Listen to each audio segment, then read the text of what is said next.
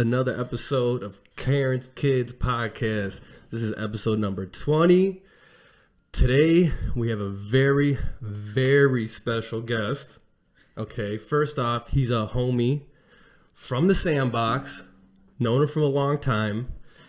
Chicago's one of the best mural artists, up and coming, still going hard, actually. Resume unmatched. Okay, I'll have him go into it, listing all the companies he's done mural for. Legit, big projects, big Fortune 500 companies. No further. What's the saying? No further ado. Yes. With no further ado, our first guest on Karen's Kid Podcast, Mauricio Ramirez. Hey. Mauricio, what's up, buddy? Thank you, man. What up? Welcome to the podcast. Dude, thank you so much for doing this. Yeah, for sure. You're on your busy schedule. I know you're flying on PJs all day. Hey, so you brought in a very special tequila. I like to always start the podcast with like a little bit of a drink. Talk about the drink. What do we got here? What'd you bring? For sure, it's El Tesoro tequila. Talking to the mic a little bit. Sure thing. How's that? Put it in front of you, maybe. All right, hold up. My man. How's I that? want to hear that sexy voice. How's that? It's perfect. All right, cool. No, so the tequila, it's something that I wanted to bring over to you guys, as just a gift to, kick the party off, right? It's a podcast, people want to know, what people are drinking. And for me right now, this is what I've been drinking. I'm not no sponsor or whatever. What's the name of it? Tesoro? Yep. Tesoro, the treasure. El Tesoro, the treasure. That's what it means. It means the treasure. Hey, you know what? Let's take a little sip of this bad boy. Break this off properly. Cheers boys. Cheers. Thanks for doing this. Love it. Okay. Smooth, yeah, for sure. Definitely smooth. It will definitely, it's got to tequila. have bite, like you said. All tequilas have bite. Yeah. But what I appreciate, I think it's a little bit dry, as in like the flavor kind of comes and goes quickly. More earthy a little bit. Yeah, it tastes man. a little more earthy. Yeah. It's great. I think it's good. It's good. And it's not cheap, so you're not gonna have a hangover. That's really the benefit of having some good shit. Yeah, I can taste the earth. I can taste Mexico. Ooh, man. Right, all the those farmers who got those agave plants, killing it. Yeah. It's amazing what we figured out over the millennia to be able to like harness this tequila power. Love it. I love it. All right. So, Mauricio, is this something you drink all the time? Why this one specifically? For me, I was doing a lot of research like 2 years ago, but for me, it's just about research, seeing what's out there in the streets, seeing what people aren't drinking that's like potentially good and stuff. And, everyone's always on the 1942 train. And what's that? the 1942 train? Mm-hmm. Don Julio 1942. It's like the tall, skinny bottles everyone's been drinking. Oh, what's the price tag on that? It's like right now it's probably 170, 180, maybe a little bit more. What's the most expensive tequila? Do you know? I mean, without like like a 10,000, like an average Joe. There's expensive. It's probably like somewhere between like 200-300. It ranges. There's $10,000 bottles. Yeah, for that sure. people just drink. For sure, it's like fucking the first one ever bottled or something. It's something. No, there's got to be like crafty stuff where some old dude that's been doing it for such a long time probably put his name on it. What do you think? What makes a good tequila? Is it like the age process or what?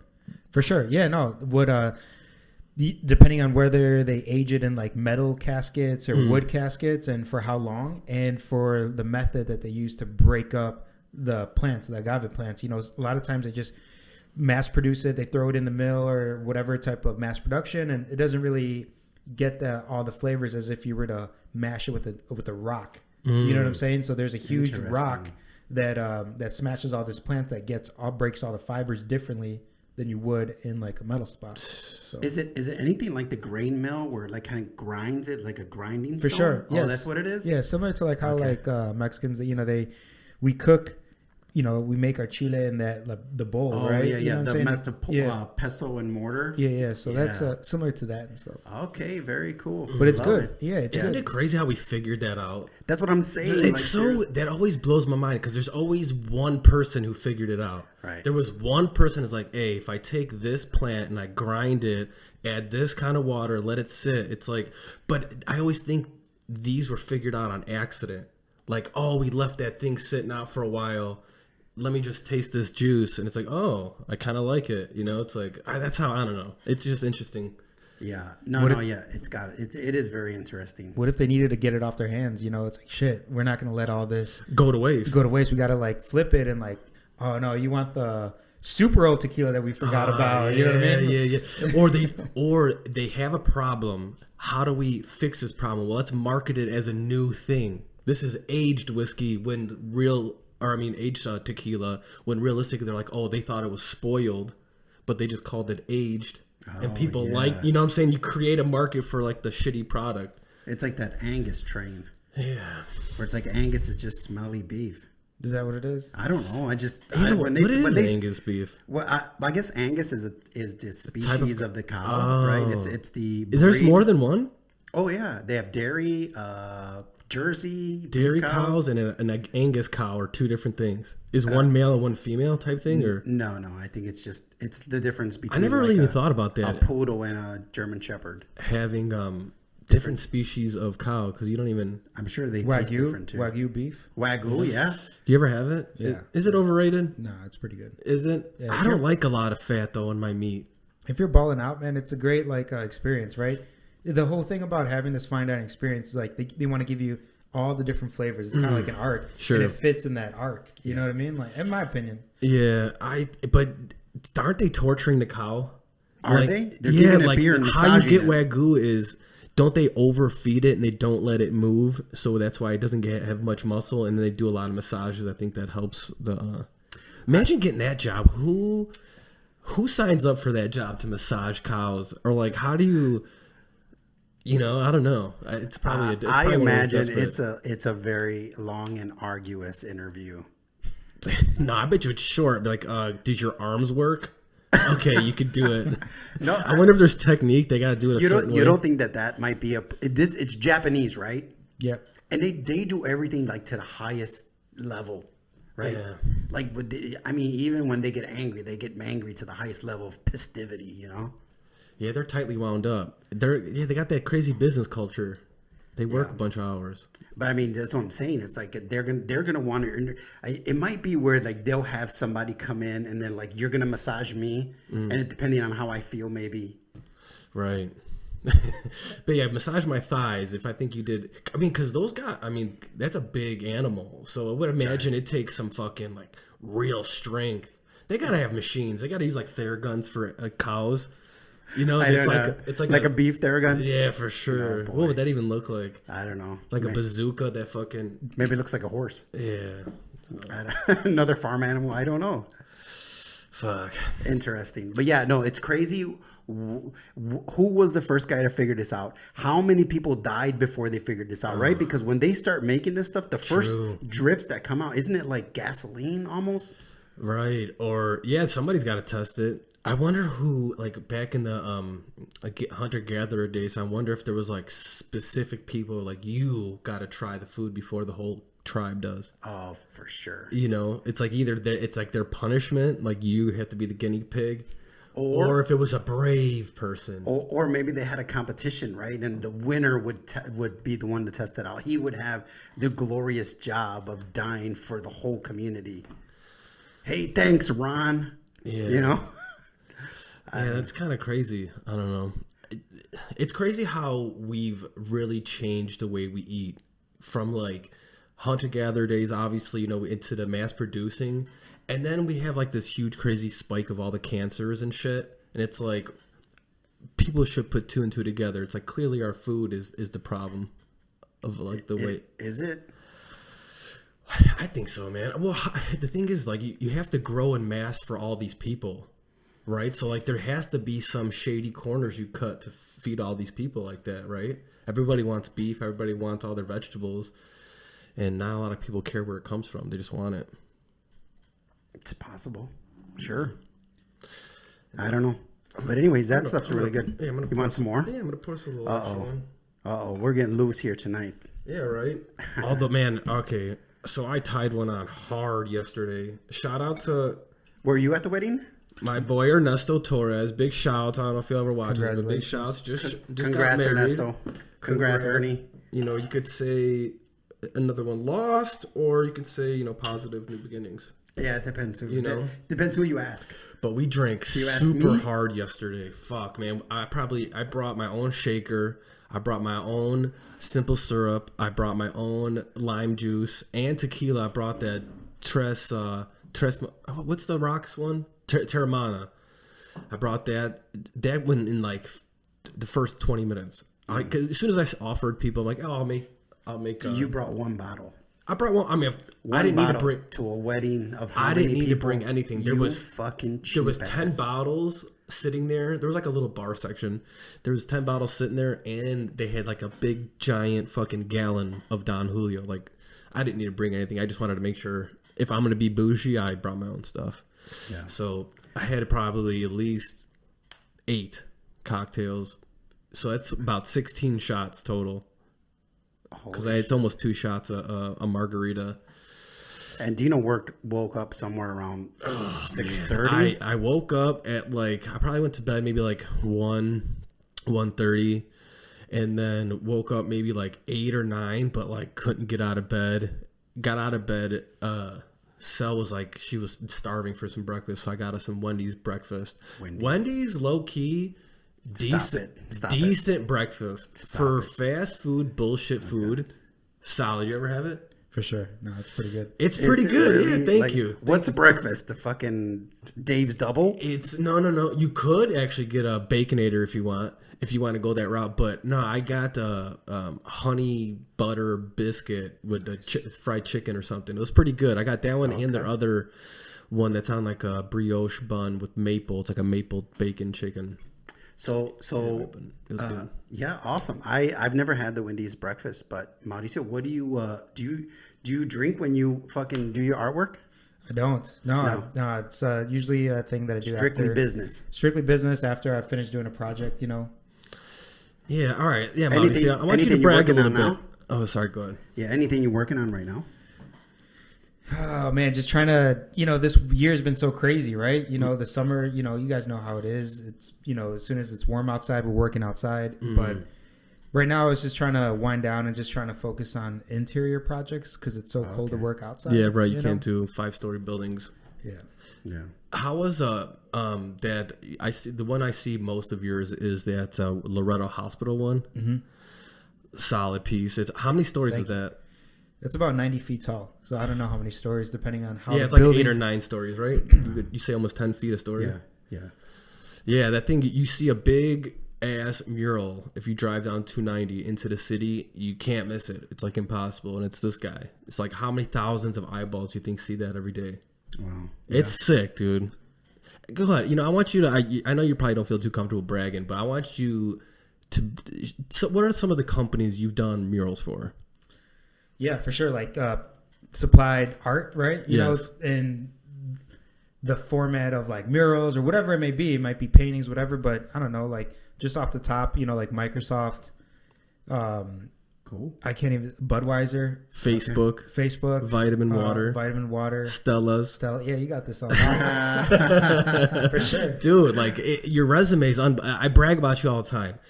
I always say that I preface with that I don't know the art world like crazy. I don't know all the names, but I don't know too many people who are staying as busy as you. You're always, you're never home for more than a couple weeks, couple months without flying out to Portland to do something for Facebook, or you got, you did, what else did you fly out of town for? You went to, where was it? No. Maybe Oregon. Portland's in Oregon, right? Yeah. Okay, that's right. It's the same place. Because that was for Facebook, right? No, that happened right after Facebook. That was for this community project that was pretty much, showcasing, some of the voices in that community that didn't really have a voice. I don't know if you guys ever been to the Pacific Northwest, but there's a lot of like racist stuff that like happens there. Still, you know what I mean? And also, people, we're looking at maybe the most famous artist in Milwaukee. Dude, done stuff for the Bucks, done stuff for the Brewers, right? Yeah. Dude, he's done stuff for the city. You painted all the like power boxes throughout the whole city, right? Yep, electrical boxes. Like that's unbelievable. It's like that's pretty fucking cool, I say. Yeah, that's pretty awesome. So when someone calls you up, Do they oftentimes will they give you like they drive you like what's a driver? How do you come up with your stuff? Like what is it that you mostly do?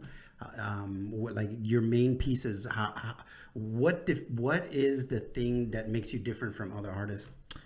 I think first off, like visually, I feel like every artist needs to have their own style, right? You need to be distinguishable from the rest of the crowd, right? Everyone has their style if they're successful.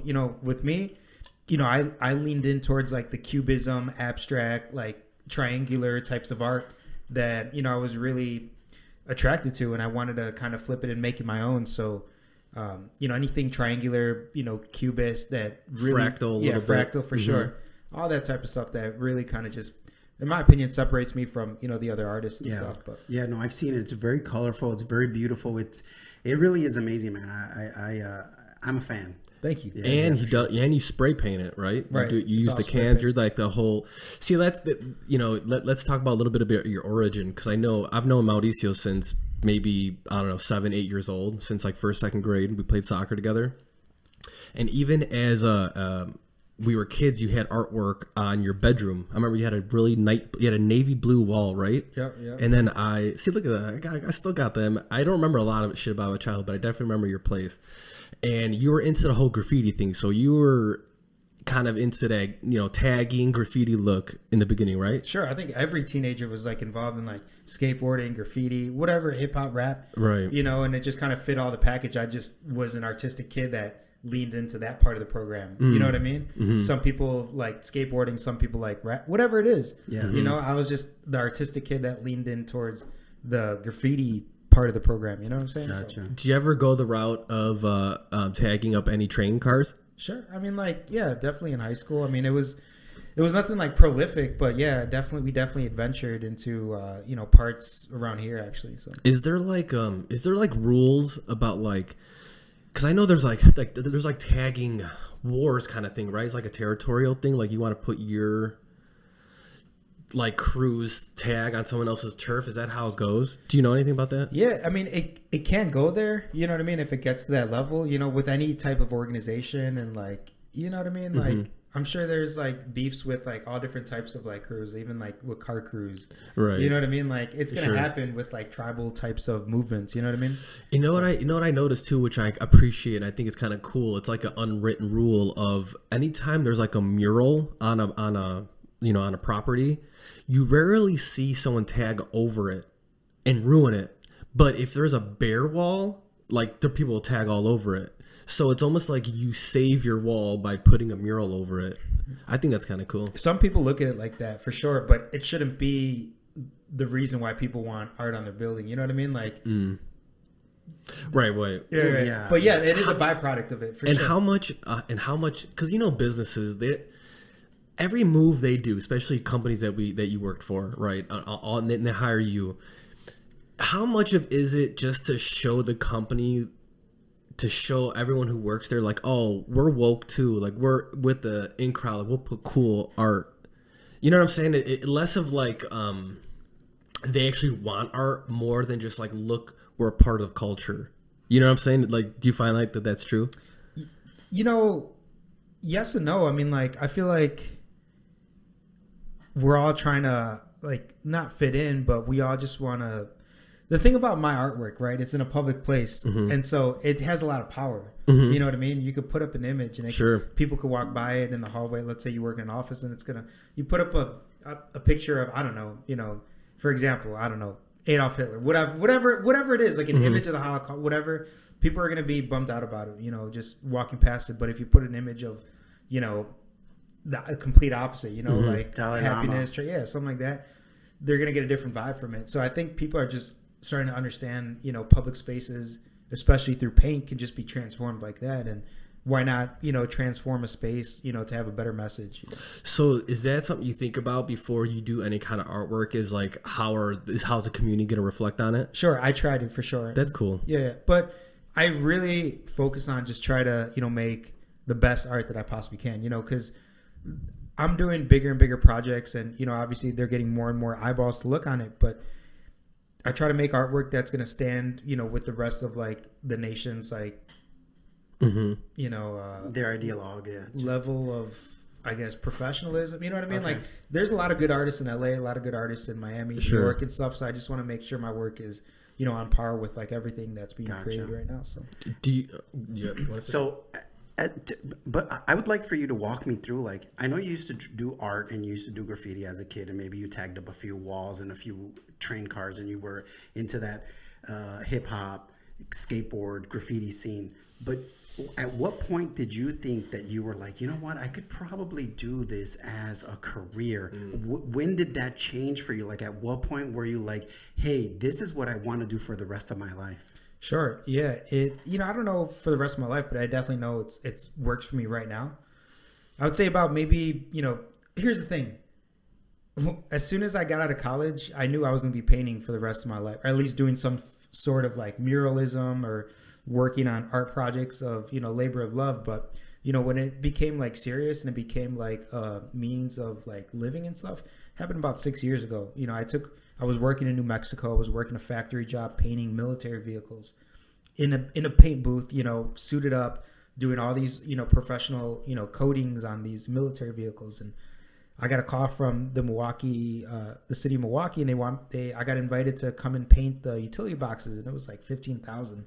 And for me at that time, it was a lot of money, you know, like I've never That's even, a lot of money to anyone to get paid to do art. so I thought it was huge. So I went there, I did the job, you know, I got the bag, and then I had a little bit of extra money to produce my own stuff. And so the first mural that I did was the Selena mural in Milwaukee. And that just like went viral as soon as nobody's really seen that type of like pop culture and like right up in your face on the street. So people loved it.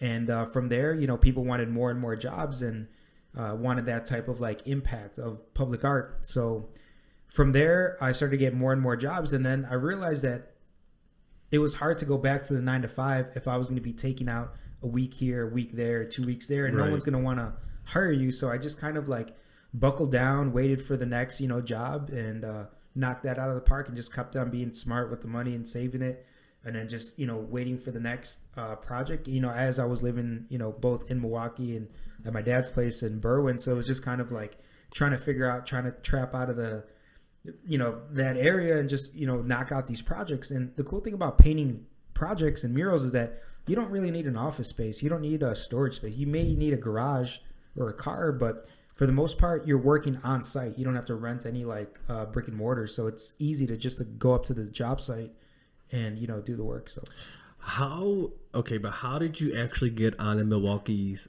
radar? Is it they were just searching for Chicago artists? Do you advertise, or how is it that people got to know Mauricio? Let's get him out here. Let's have him do this work. So I don't know if you know this, but I have super strong ties to Milwaukee. My mom grew up there.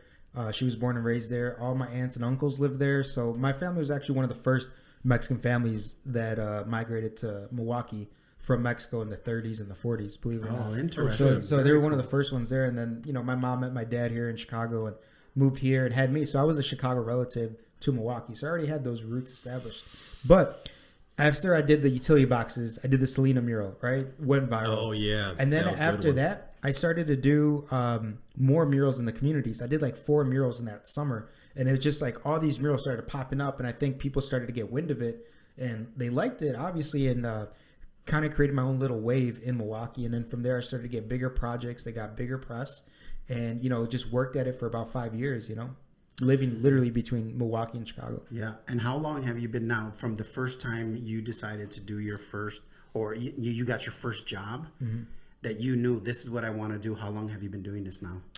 Probably about like 5 or 6 years. Oh, okay. So relatively new. You're relatively new to this. I wouldn't say that, but I've been having a 9 to 5 while still executing these mural projects. Gotcha. You know what I mean? Since I was 19, 20. Gotcha. So like I would have my 9 to 5, I would be in college, and I would still knock out these projects like once a month, you know, twice a month, whatever it may be. But, you know, it's just been a gradual progression to do like these huge, massive murals that you see now. Gotcha.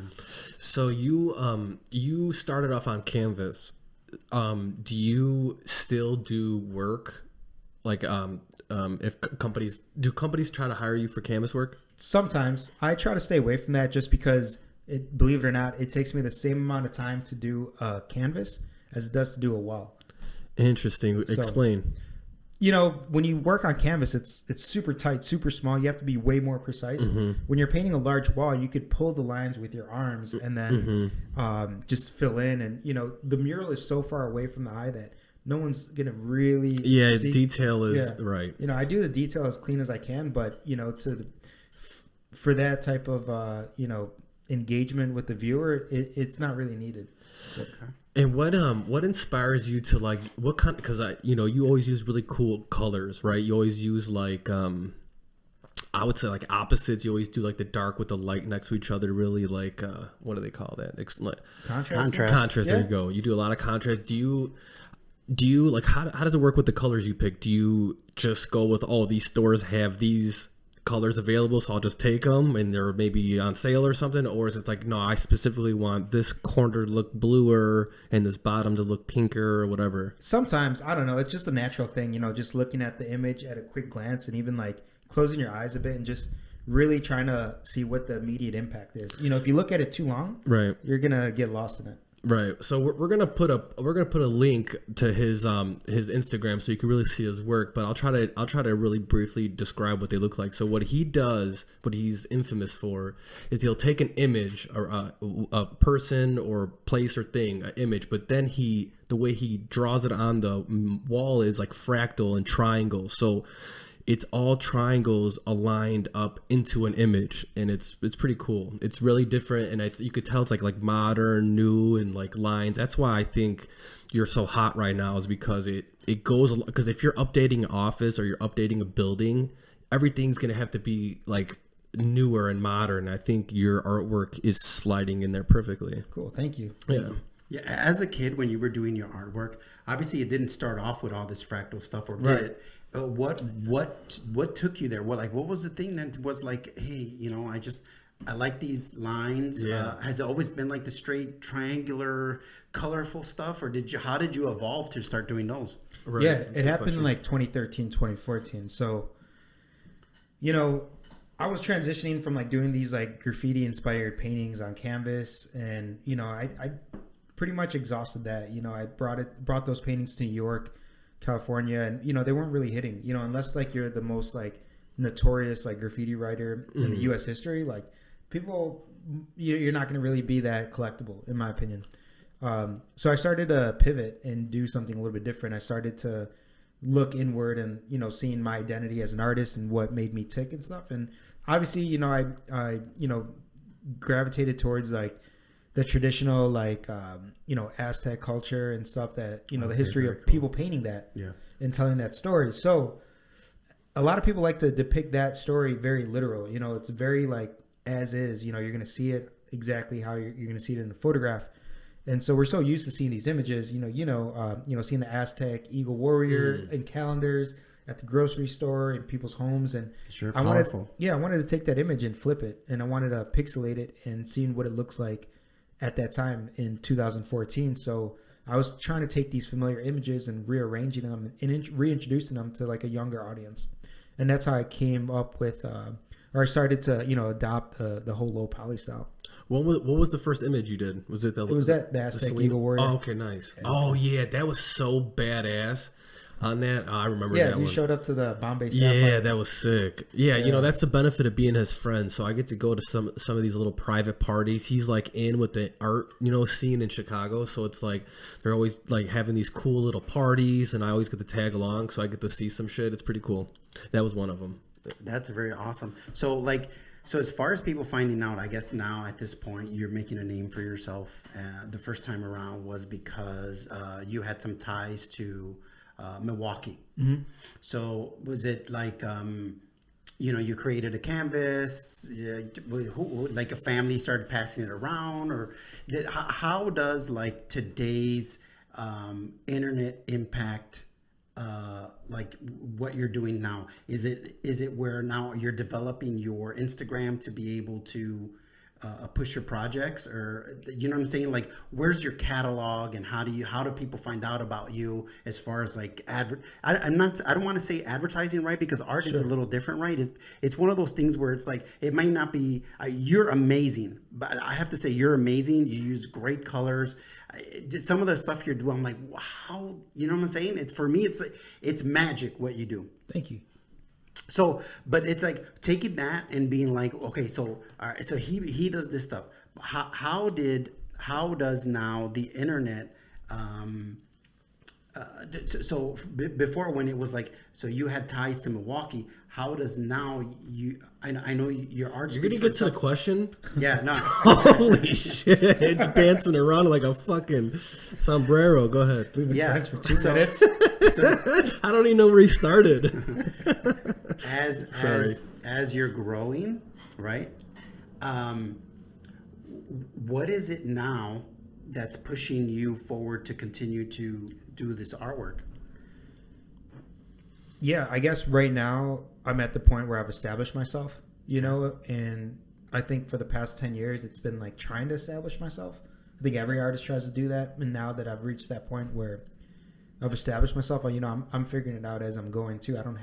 I have mentors, right, in college and friends and stuff, but you know, I'm reaching a new, you know, plateau where I'm just trying to figure out what's the next move. And for me, I think is just trying to create the most impacting art right now that's relative to everyone's lives right now.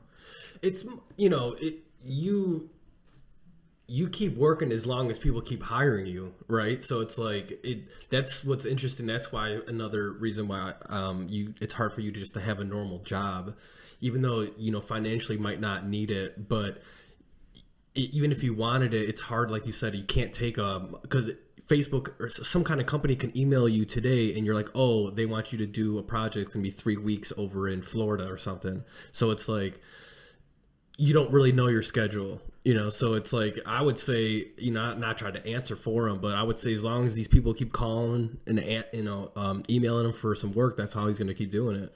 Right. Okay. It's like, that's what's kind of interesting. You know, the market, I feel like we were at such the economy was so good for so long. I think that's really helps out the art world, because I feel like, unfortunately, which I don't even know what I'm basing this off of, but I would think that as soon as like economy goes to shit, I think art unfortunately takes like a hit first. It's like those are luxury items you would buy, you know, although there are some people who use it like savings, you know, buying extremely expensive shit. But yeah, I don't even know where I was going with that, to be honest. Well, I feel what keeps me going. Yeah. For sure. Obviously, like, it's a job, you know, I want to make it to support my family and stuff, but you know, I don't know where I'm at right now in terms of that and thinking about that, but definitely want to be creating stuff that's just gonna, you know, last for a long time. You know, I don't want to make some quick art that's just hot today and gone tomorrow. So yeah.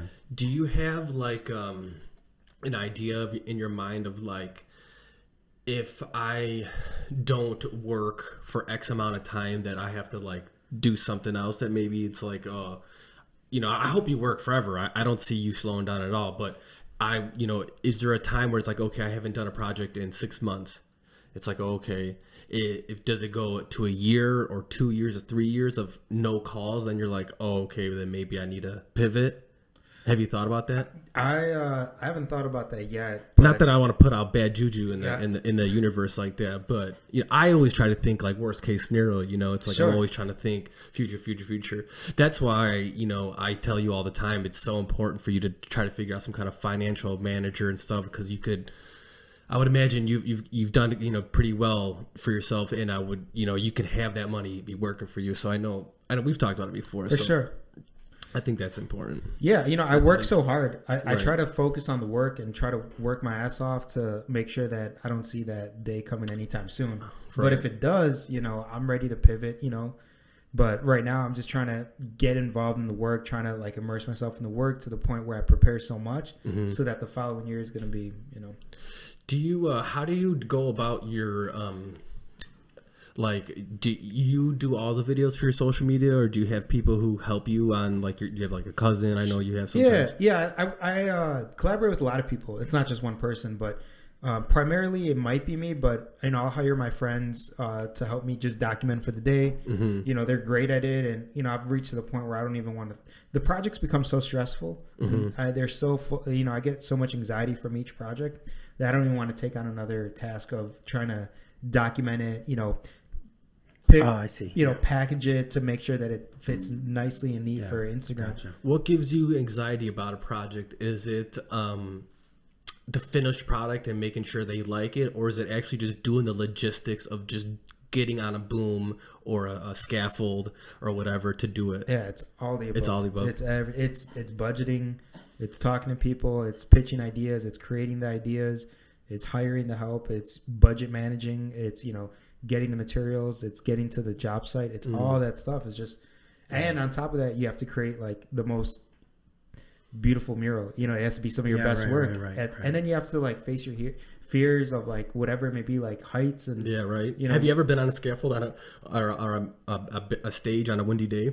Yes, of course. It's very dangerous, right? Because obviously the Windy City, right? We tell have people big what ass stages are. People yeah, don't know what right. Well, stages. this guy's got, if he does a mural like that Loretta Hospital I talked about, that's 90 feet in the air. Did you use a boom for that, or would you use stage? We used a boom. Oh, okay, never mind. Well, a stage, you ever see, a lot of high rises, how they get their windows washed? They have a stage. Usually, two guys get dropped on the side of a building by cables, right? And this guy's done that for art, doing murals, and we have a very windy city, so there's times where you can get blown off, and you could literally it's hazardous. Basically. You could be 3-4 feet off. There's some give on those cables. You're literally dangling. I mean, of course, it's not too rickety, but on a windy day, you'll feel it, and it's like that's ballsy. Oh yeah, for sure. You couldn't pay me to get on a stage. Yeah, I see those guys all the time. I'm like, fuck you, no way. I couldn't do it. Yeah. And they do it in the winter. Oh yeah. Fuck that. It sucks. Yeah. You're like working on the wall. You're painting on the wall, so you're applying a little bit of pressure on the wall. And as soon as you put a little bit too much pressure, you start to go, and you just like kind of lose your sense of balance. And now you have 3-4 feet away from, and then you have to land back on. So it's like a landing part too. So when you try to get back to the wall, you go kunk, and everything shakes. Right. You have to secure everything too. Yeah, it's crazy. Have you ever done a mistake like halfway through a mural? We were like, fuck, and now I have to alter the image a little bit? Sometimes, yeah. Is it like an easy thing, or is it something you're like stressed out, or is it like, no, I'll just do this color a little bit more this way? Or a little bit of both. It's very stressful because you have to go back and rework the area. But, I try to avoid that. Everything's, planned. Everything's, completely prepared for all the colors to go in, and that's another stressful part. It's not the painting part, right? It's all the prep work. You have to get your right colors. Right. You have to make sure they're ready to go, and it's a whole setup, man. So when you end up doing so somebody calls you, you end up getting the project. Obviously, you end up drawing it first on paper, giving them, I don't know, do you give them a canvas or like a computer drawing or whatever generated image you give them, and then obviously they're looking that it's got to match exactly what you're doing. Yeah, but now you got to do it 90 feet up in the air. Yeah, that's no problem. That's no problem. Okay. Like I feel pretty confident I could paint anything, very literal that I submit. But usually I create a rendering, the digital rendering on my iPad, and then just insert it in a PDF and just kind of give them all the information about the project, how long it's going to take, how much is it's going to cost, and just the step-by-step 7-day project, 7-day. Is there an image for who Mauricio is that you're working towards at the very end of what you're creating throughout your life? Oh man, that's a tough one. I mean, I think at the end of the day, I just want to be, recognized for, giving communities a voice and just kind of making places a little bit more beautiful to live in, Okay. On that note, here. Let's take a little shot on that one. Cheers, boys. Cheers, man. Thanks for having me. Hell yeah. Thanks for coming. You're the most famous person in this house. Wow. That's ever been in the house. It hits different on that third one. Okay. Ooh. That'll definitely, that makes that ugly girl look a little bit better on that one. It's like you're always a couple beers away from that heifer. That one, that brought a 5 to a 7. Oh wow. Although, thank God there's no heifers over here. This is where I stopped. Then. Yeah, right? This is where I stopped because I don't want to get that much closer to Halloween. Oh, man. So yes, it's pretty cool. So you basically you'll work anywhere in the world. Yeah, for sure. I mean, right now everything's just been in the U.S. It's hard to get your work out there. I mean, I don't know. Everyone wants to talk about me going out international. Are you done internet? To me, that's cool and stuff, and it'll be cool for the experience. But I think the U.S. has so many stories to tell. Right. All these small towns and big cities and stuff. I'm perfectly okay. Yeah, chilling here. It's almost better to grow that way, to set your roots down deep before you actually even go out. Because, I mean, it just seems like that's the better way to go. It's more of a longer lasting career. Is there any Chicago artists that you look up to? Like, I want to get to that level, or do you feel like just artists in general? No? Right. Because I feel like I said before, I don't know shit about the art world, and I just don't know who would be as busy as you've been. So, are you meaning like I was gonna ask you had any people you look up to, or is there really no one at your level that you can compare to? No, I have a bunch of like peers here in Chicago that that are crushing it right now. Chicago is a super talented city. And it also makes it super difficult to like shine because there's so many great artists here and stuff, and people know. My whole thing is like being the artist in your network, right? Mm-hmm. Becoming the art guy within your group of circles that aren't artists, so you could deliver those types of services, right? Mm-hmm. So you become the guy like, oh, Mauricio's the art guy, give it to him or whatever. And so that's like there's a lot of those types of circles here, but in terms of the country, I think. Just walking into a museum and just seeing what's on display right now, what's like being showed, is a huge inspiration. I don't think I could think of anybody in particular, but just walking into a museum, walking into different shows right now at this moment, and just seeing like what's being presented right now that's relevant. Yeah, I think that's super powerful. Okay. Yeah. Have you thought about putting any of your shit on NFTs? Have you broached that subject at all? I haven't. I don't really know shit. I don't even want to. We try to talk about it. We don't know. But what about like the stuff that you like present? Like, okay, so let's say you create a canvas or a PDF. Is there like, hey man, I can't have like I don't have the type of bread to be able to have you come and do a mural on my house, but maybe I can buy like the first pieces that you decided that you were like creating stuff. Do you ever have do you put any of that stuff out there? Can I buy your shit on Etsy or, or maybe a t-shirt of the Aztec design or something like that? Yeah. To be honest, man, I'm not the most business like savvy marketing person ever. So, I haven't really like delved into like merch and like creating like stuff that people could have. And that's just me not having enough bandwidth. You know what I mean? I'm so focused on doing the work, painting and stuff. You're an artist. And so, I haven't really seen it, but, if somebody wanted to, manage it, and take it over and stuff, I think it'd be kind of cool because I think my work translates to a lot of stuff that people can like use every day. Sure. But you have made canvas prints because I've seen them. So he does have a little bit, and there's probably some people who have it. I'd be interested to... I feel like a real level, like I made it, is if somebody bought your artwork and then resold it. No, I'm just kidding. No, but like resold, so somebody else saw more value in it, and then I feel like that would be like that'd be like that's another level of I made it. It's like, oh, now people are trading my art. Sure. Do you know anyone who's ever done that? Yeah, like other artists have done that. Yeah. No, for you. Oh, like bought it, your original, because you have some people. Yeah. You've sold original pieces. Yeah. So it'd be interesting if they've ever been resold. Yeah, I don't think I've ever put up that much work, to really like catch a buzz and stuff, and maybe one day, maybe this is a sign, that I should be busting down on some merch because I got cool ideas and stuff. Yeah, it can't hurt for sure. Not only that, but I mean, like I said, I can't afford a giant mural on my building, but I can afford a $40 T-shirt. You know what I'm saying? I could definitely support my Latino empowering artist for my community, which I would love.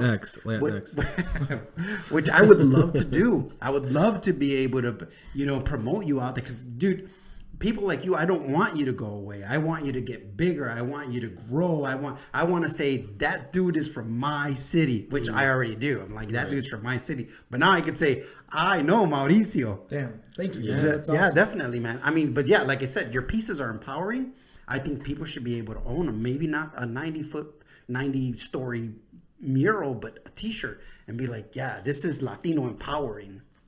So yeah. What I Would also you wear one? What's up? Would you wear an Aztec? I would. Hell yeah. I'd wear he's all your Latino shit. too, man. Hell yeah, my soul. Do an Aztec eagle with a Greek Aztec god. warrior. Shake it I'm up. Puerto Rican. I would wear it. Oh, I'm Puerto Rican. I would totally wear it. Yeah. Yeah. I grew up on 18th Street. You know, I went down this thought journey before.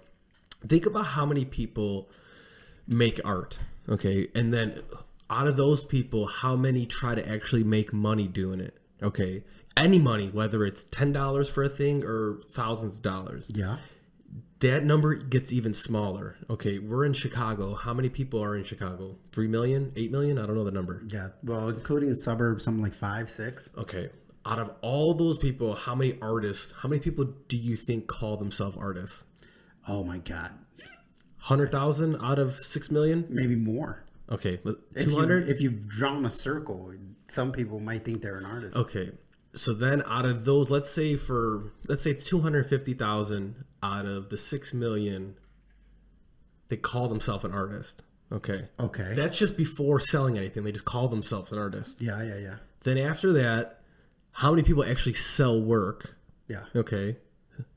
No, I don't know the number. The way number, less than 50%. It gets yeah. That Okay, number so let's starts go from to dwindle. 250. We're going to 250,000 people. 250. Yeah.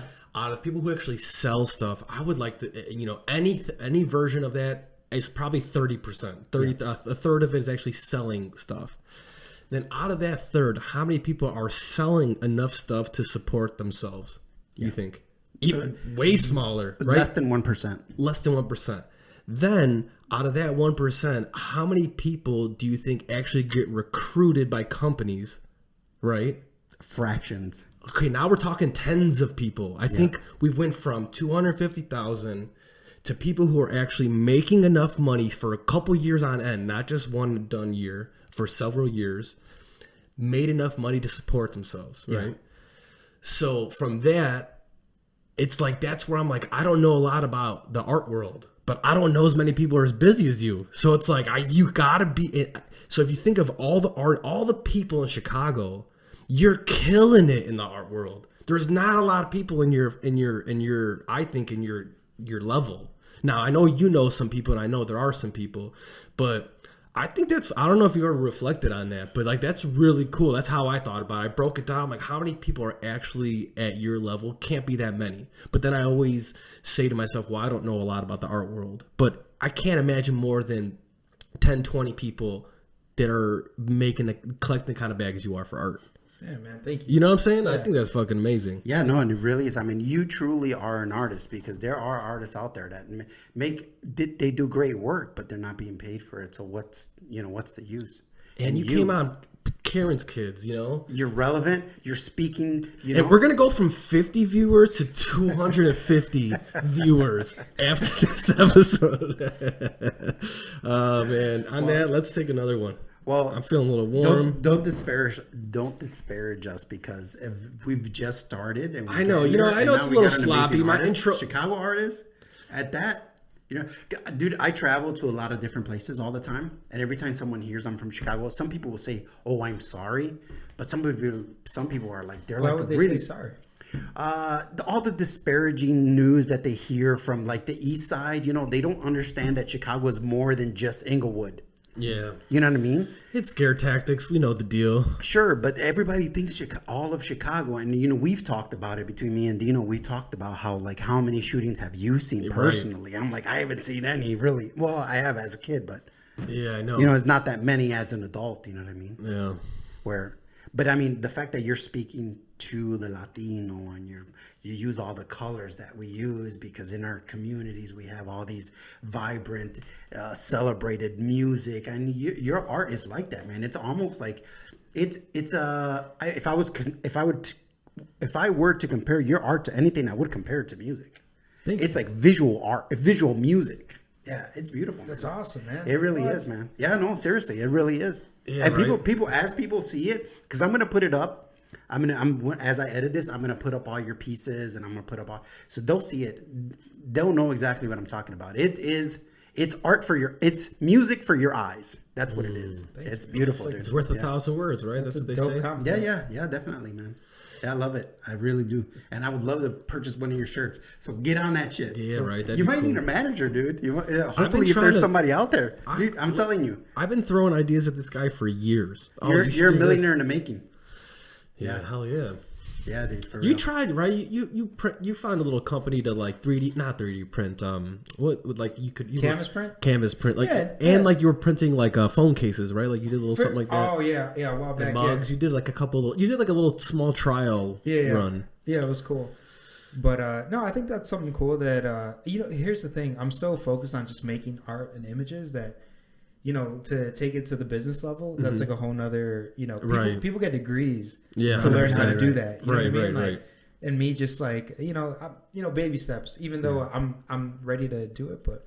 Yeah. Well, you're very personable. You're very likable. It's not going to be very hard for you, bro. You just have to be able to get out there. And you know what's funny is I was in this car one time when he got a phone call from one of these people. And so I heard the way they talk and how like, it's like our people have their own little, they have their own like the way they talk, it's like, it's kind of funny.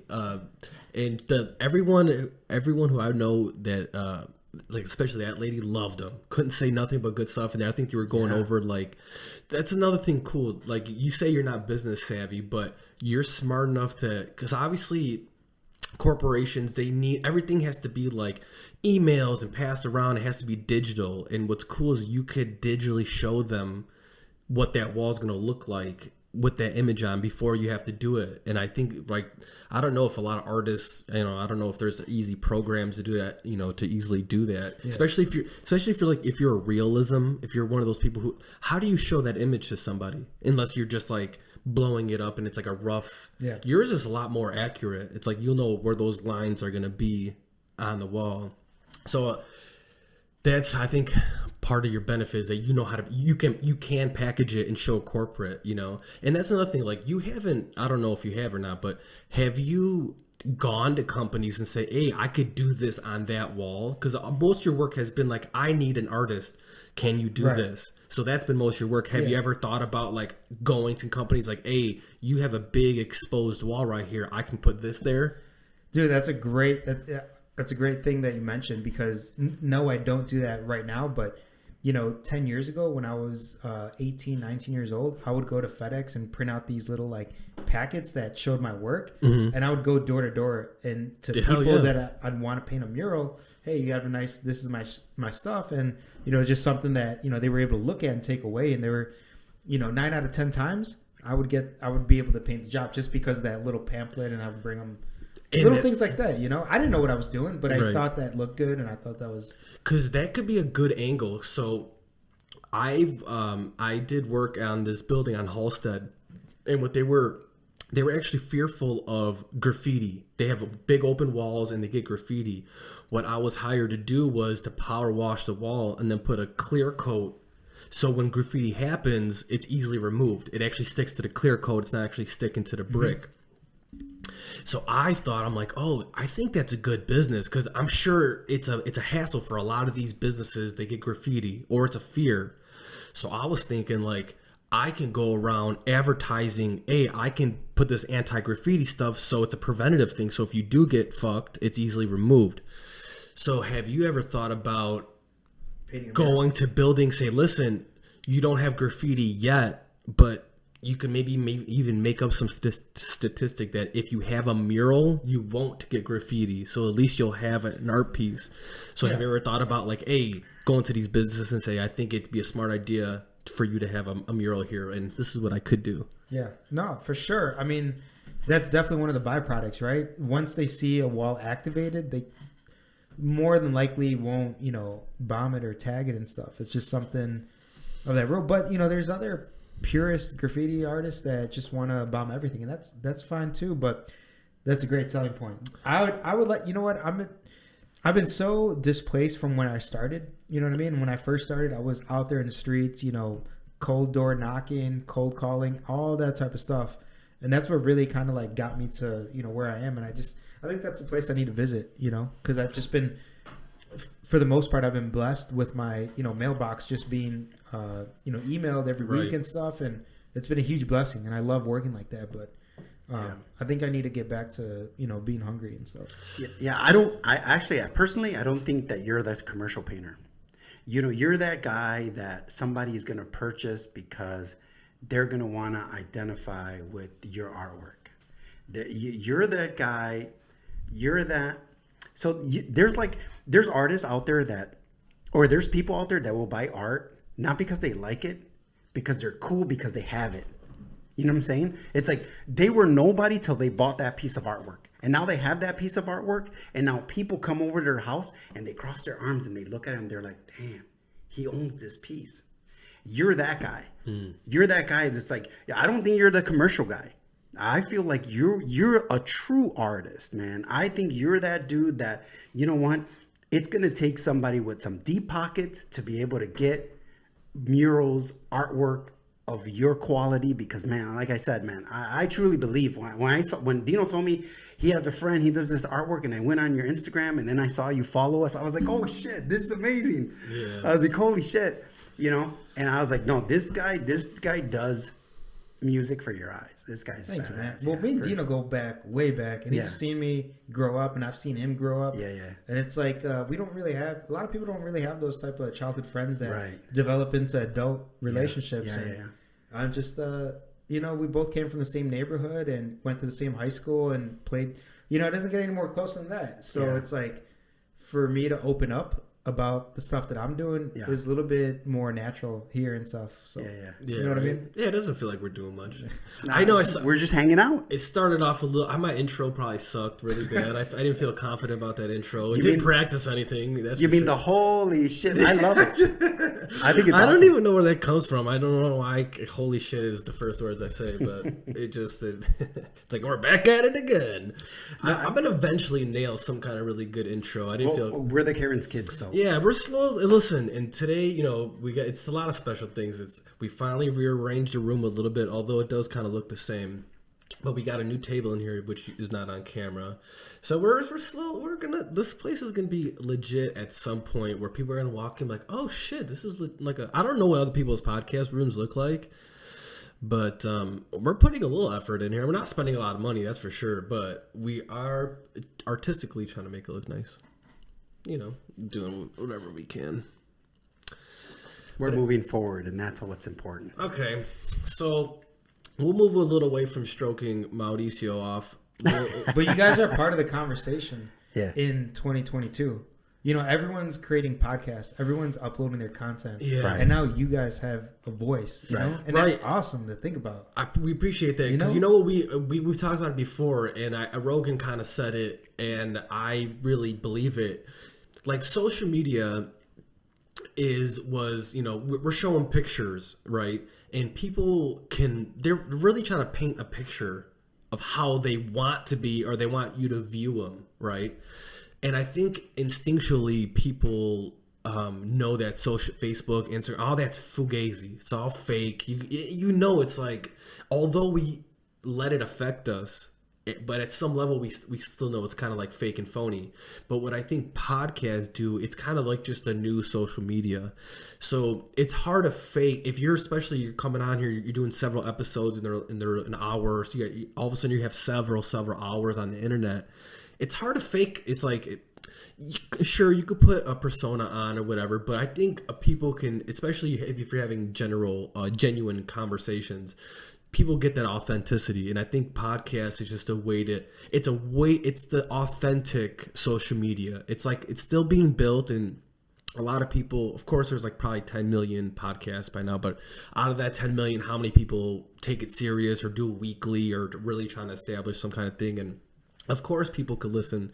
I mean, there's unlimited amount of quality podcasts, but I'm hoping we just find our niche of like, we'll get a couple 100,000 or a couple million. Like, we're not trying. Of course, I'd love to have Rogan's numbers, but it's like, if we don't get it, it's fine. What's your ideal sponsor? At the end So of the day. sponsor, we'd like to get sponsored by some kind of alcohol. I think alcohol would be the way to go. Although this isn't a drinking podcast, I do love me a cocktail, and I would like to feature some kind of drink. Although if we get sponsored by a drink, then we're forced to use that drink, for every cocktail. But whatever. I don't know who to. I don't know. I think alcohol would be cool. And listen, the moment we make $1 on this podcast, it will be a Success. crazy success. It's like we had this idea, and it's like, what's this podcast about? I don't know. We never fit. I have little things written down on my phone, sometimes just little ideas. But it's like I just try to. I want it to be a hang. I want it to be just conversation, and then maybe I or Jose or you or anyone could just bring a little gem of like good information throughout that genuine genuine conversation. So I feel like that's what it is. For me, I feel like this is exactly what it is.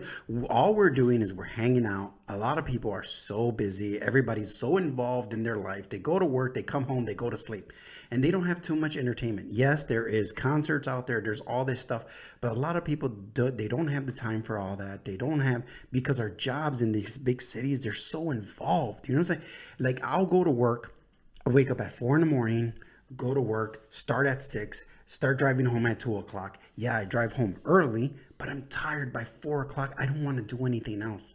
I'm exhausted. But during the time I'm at work, I'm awake, I'm busy. It'd be nice to be able to hang out, Right. And these podcasts, I throw them on my earbuds, and I listen to them, and I feel like I did something. And I feel like that's what we're doing for the world. Taking away. What's nice is now information isn't force fed, right? When we were watching cable in the TV, radio, they curated everything. So all the information, it's like you were forced it. With podcasts, you can get into personalities and people's subject matter and then learn stuff. So it's like I'm choosing how I spend my, everyone has, a lot of time to entertainment. So it's like I think more and more people are gravitating to, I'd rather choose my entertainment versus being forced to watch reruns of whatever. So podcasts, I think they're still kind of in its infancy, although as many people have it as they have, it's still, so many people do not listen to it. And I think once you wake up to like, oh, there's good information on, especially like Rogan, someone like Rogan, he has like these legit doctors and these legit scientists and all these smart people who studied some kind of subject for 20, 30 years. And it's like, well, I'm not going to go to school to be a neuroscientist.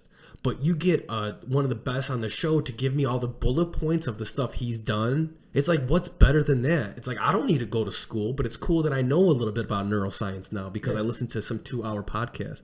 So I think just like Facebook was like an older people took a while to adopt it. I think podcasts are still like late. Some people are late to the adoption of it, but once you get hooked on it now, it's pretty much like all at work is all I listen to is like the 3 or 4 podcasts that I listen to, and it takes up my whole day. It's like, or even at home, it's like if I'm cooking or something, I throw a podcast on.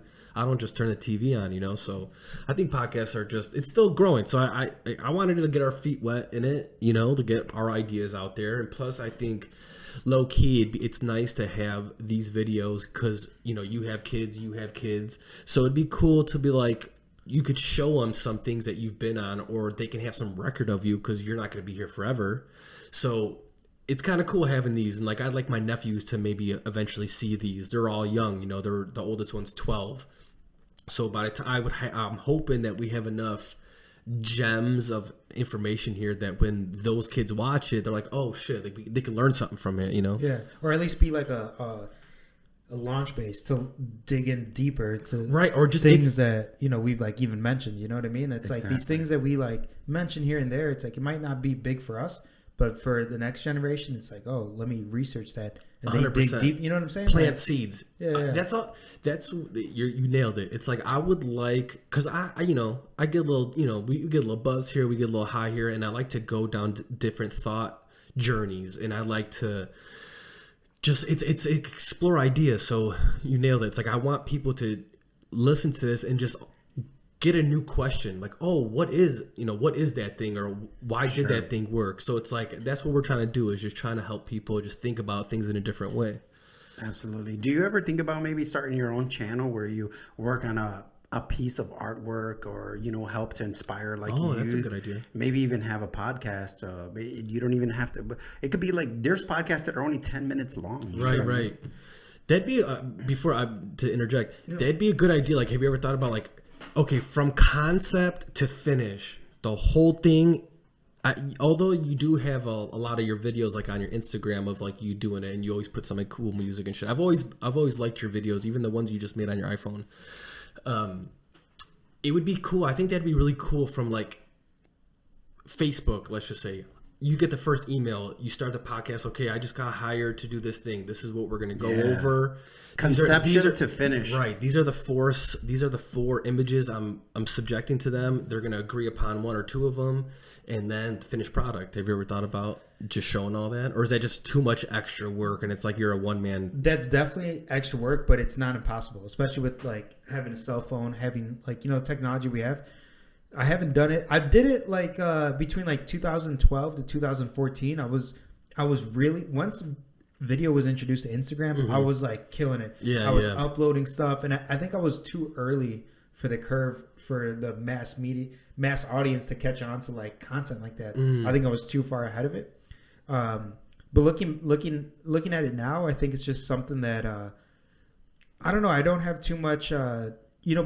When I first started out, I wanted to have my artwork shown. I wanted to show people how I was doing.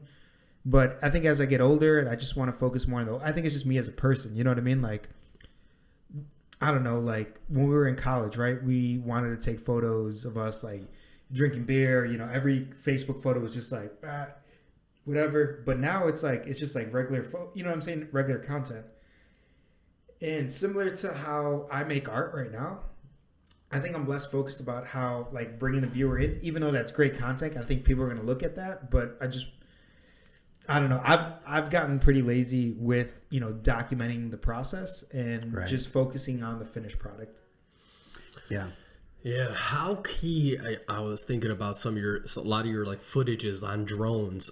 So drones they've come in so clutch for you, right? Ooh. Like what better way to show a giant mural that's 9 stories high than a fucking drone? Yeah, I used to hire people like $300 a day just to come for like 30 minutes, right? And just like shoot. And I'm like, dude, I need to just buy a drone and shoot it myself. And it's like playing a video game. You learn how to like, and it's so much fun. I mean, like you get to really see different, angles of the city, and it's everything really. When you're trying to showcase. Showcase a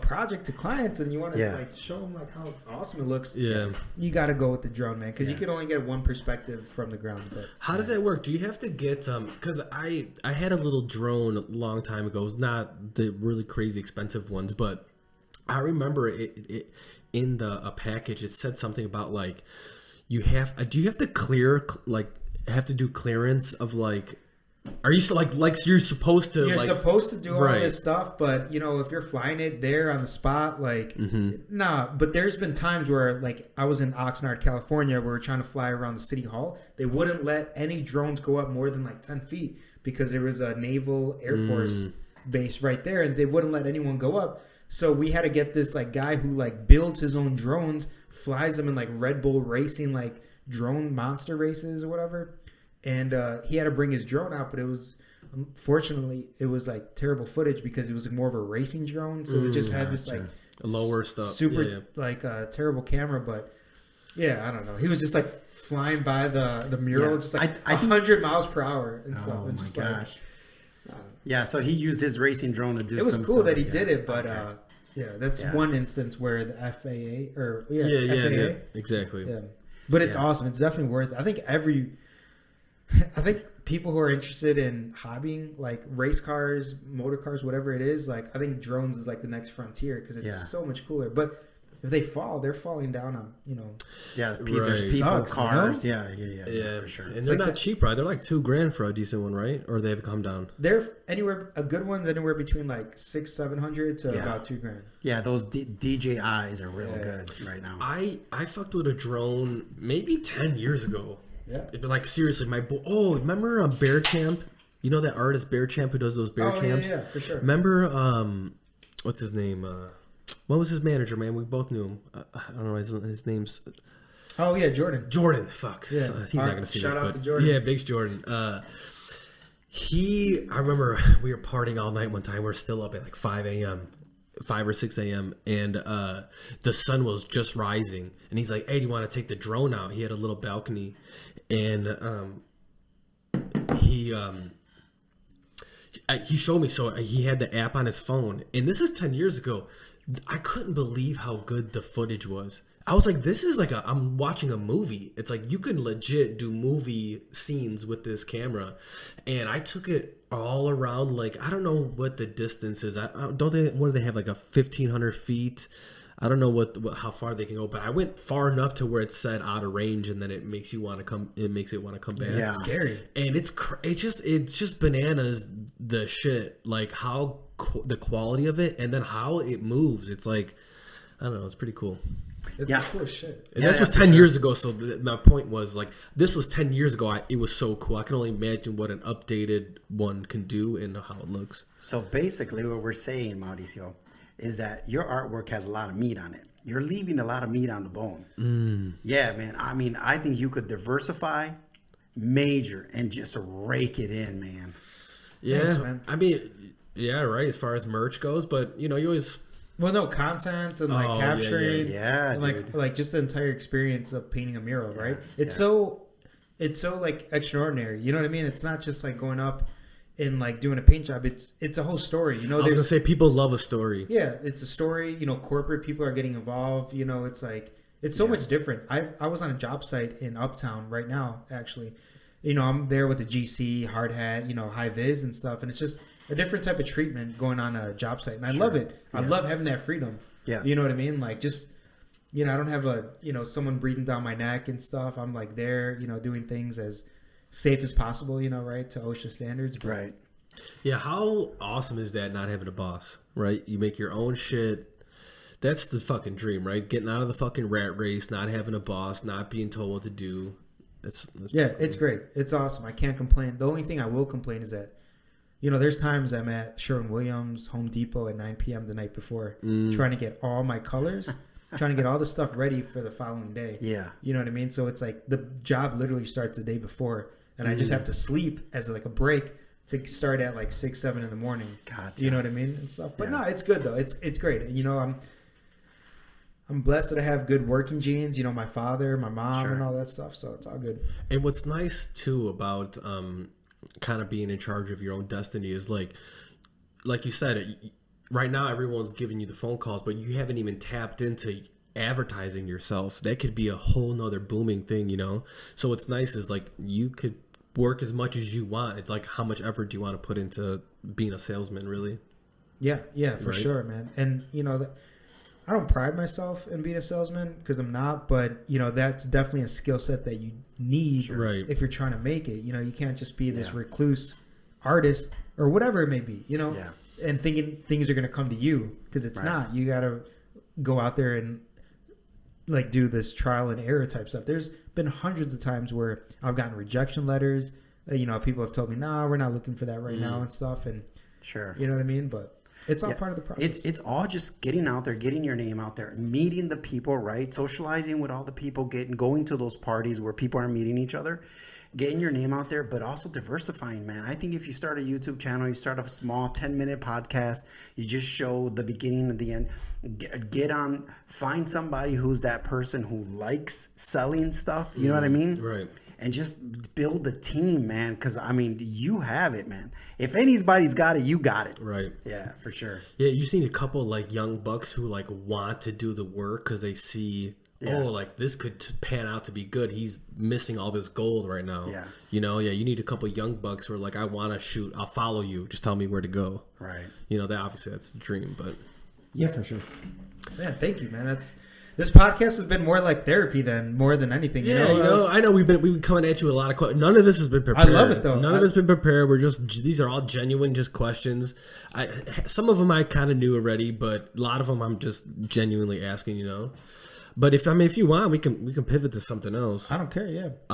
I was thinking, I don't know. Do you guys want to I have a lot of peeves, a lot of pet peeves that I've been writing down, things that have been pissing me off. All right. I don't know. Do you guys want to like just air out some? Yeah, let's do it. Just Why some not? General, what are things that are pissing you off lately? Should we like take another people? shot before we? I like that idea. Let's do that. We'll take another shot of this El Tresoro.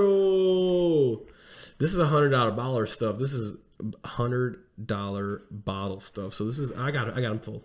So You're full? I'm full. Yeah, I'm full too. Okay. This is pinky up. This stuff. is what's crazy. This tequila before 1942 Don Julio and all the like awesome bottles that are like have skyrocketed in price. That was generally the price range. It was like 100 to 110 was like everything. But then once it got like in rap videos, everything shot up at $100 more. So this is the same grade as like the stuff that you see in rap videos, but even better. But that doesn't have the price point. So we're getting the same stuff, but for way cheaper. Okay. I know it's like kind of hard to explain, but this is like, if this will never, in my opinion, like this is not going to take off with rappers or whatever, like the celebrities and stuff. But this isn't you wouldn't mix this. You wouldn't make a cocktail out of this, would you? You can, but I wouldn't. It'd just be like a really high end cocktail. Yeah, well, it would. So, and you said also we got to take this room temperature, Cheers, right? Cheers. Have to take a room temperature. Cheers, folks. Oh, yeah. Oof. Because you like that cup, right? The coldness shocks your stomach. It says I love you. Do you think there's any truth to like, because alcohol used to be used as a medicine. Do you think there's any? Yeah. Is there? Sure. Is it a placebo? Like I feel better. I'm getting a little buzzed, so I feel better. So my body's like, okay, we'll heal it because I'm feeling better, right? You're kind of tricking yourself. Or do you think alcohol has real medicinal properties? What do you think? Yeah, for sure. It's alcohol. It kills bacteria, right? Alcohol kills bacteria. In your gut? Yeah, so like let's say you got bad stuff in your gut. You want to, What if it kills the good stuff? Then it's still starting from the beginning. You know what I'm saying? Like it's killing the bad and the good. So to like, I don't know. That's just my you know opinion. what I'm saying? I'm thinking it's a little bit of placebo. It's like I don't know, man. It cleans wounds. It'll clean wounds. Let's say you got a cut and like you want to like. So yeah, it can absolutely. Do that. Yeah. I mean, think about it. A virus is a living organism. Alcohol kills living organisms. So if you put it in your body, I mean, it's not enough to kill the whole living organism of yourself, but it might be enough to kill that virus. But yeah, sometimes but don't you think it's right? Sometimes it will kill the whole. Yeah. But don't you think? Oh yeah. You know what I mean? Yeah. Like 30 years worth or 20 years. Don't you think as soon as you swallow it though, you're changing it immediately like that? Like the alcohol won't have as much potency because now it's mixed with your saliva and now your thank acid. God. Right. Thank God. That's what I'm saying. So it might kill bacteria directly, but when it goes to by your time it hits your stomach, it's not even the same liquid. Yeah, but what I'm saying? Let's say you get a sore throat of some kind of virus that's in your throat, and it's just starting to kick, and you take enough tequila down your throat where it's like, oh, well, it's not gonna, you just killed the babies of what may have turned into like some debilitating disease that you're never going to be able to speak again. I don't know. But what about weakening immune systems? This isn't a science podcast. No. But it does weaken. That's what I'm saying. Okay. So I think that's where the placebo. But it's check more this placebo. out. So, but no, I think it works both ways because just like when you're lifting a weight, it's weakening your muscle, but it's also making it strong because now it knows that it needs to create more protein to be able to build more on it. Maybe it's a workout for your immune system. What you're implying is that if you drink alcohol, it weakens your immune system and then it rebuilds back stronger. I don't think that's the case when it comes to alcohol. Not like a muscle. I'm sure there's a threshold, right, where it's not building, but I'm sure there is right before you get to that threshold where it starts to diminish you. There's a benefit to it. Because there is. There's been scientists and fucking people who talk about there is a benefit to drinking at least a little bit of the tannins in or whatever wine is in. Whatever wine has in it. It's pretty crazy how this is the most acceptable drug we're allowed to take as a society. Yeah, for sure. And, weed's finally getting there where people understand it's not as serious, as Do you think this is better or worse than weed? I mean, come on. I mean, weed's way better. Now, you can make an argument. Do you like alcohol buzz versus a weed buzz, Okay. which one is better? Yeah. That could be a good debate because although I'm not a huge Better drinker, what? Better, more accepted, or better feeling? Because Better better feeling. accepted, better, better feeling, feeling- is very different. 100%. Yeah. I'd say obviously a buzz drunk is more accepted. But although weed is slowly getting way more accepted. Yeah, it's starting to grow. But a good like when I go to a restaurant and obviously you're going hungry, so you're on an empty stomach. When you have that first cocktail before like an appetizer come, that shit's like smacks. That first drink smacks hard, and you feel great. And that first little like buzz, that very first buzz, it's a good feeling. Yeah. And when you're with your girlfriend, whatever, you start to conversation gets a little better. You notice, like you just know that it's a social lubricant. It's known, and and I think that's a good thing. I think a lot of people are afraid to say what they want to actually say. Okay. But with alcohol, that little thing that stops you from saying that thing is dimming. Yeah, and then yeah, you for just sure. say that thing. Yeah, and then you don't really care about the repercussion as much. You're like, fuck it. I said it. We've all seen the movie where the guy's like, right before he talks to the girl. Yeah, right. Yeah. Although, I think you need a little more time. Yeah, I want a divorce. What? We'll edit that out. Timestamp that? No, he's not married, so none of us are married. Actually, we're three single men right here. I mean, in relationships, but not married. Right. We're all in relationships. To government, we're single. How's that with art? With how like with your artwork? How does it like you when you have to travel far away? Like how difficult is that?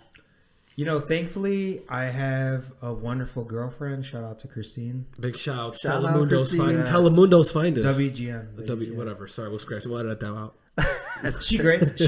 She knows what it feels like to grind, so she understands my level Good. of Yeah, she's a and stuff. sweetheart, by the way. So yeah, no, it's awesome. It's great. It's hard being away from my son and stuff, but it's a thing that supports them, and there's a little bit of work-life balance situation and stuff. Sure, so it's all about understanding your own lifestyle and seeing what works for you. Unfortunately, you have your Heath's mother. You guys are at a cordial relationship where it's like, okay, I need to go to Oregon for 2 weeks. You got baby duties, and she's cool with that. So that's solid. Sure. Support system's everything with a kid, right? That's exactly. You got Frank. You got Big Frank, your dad. Big shout out to Big Frank, dude. I don't listen. His dad.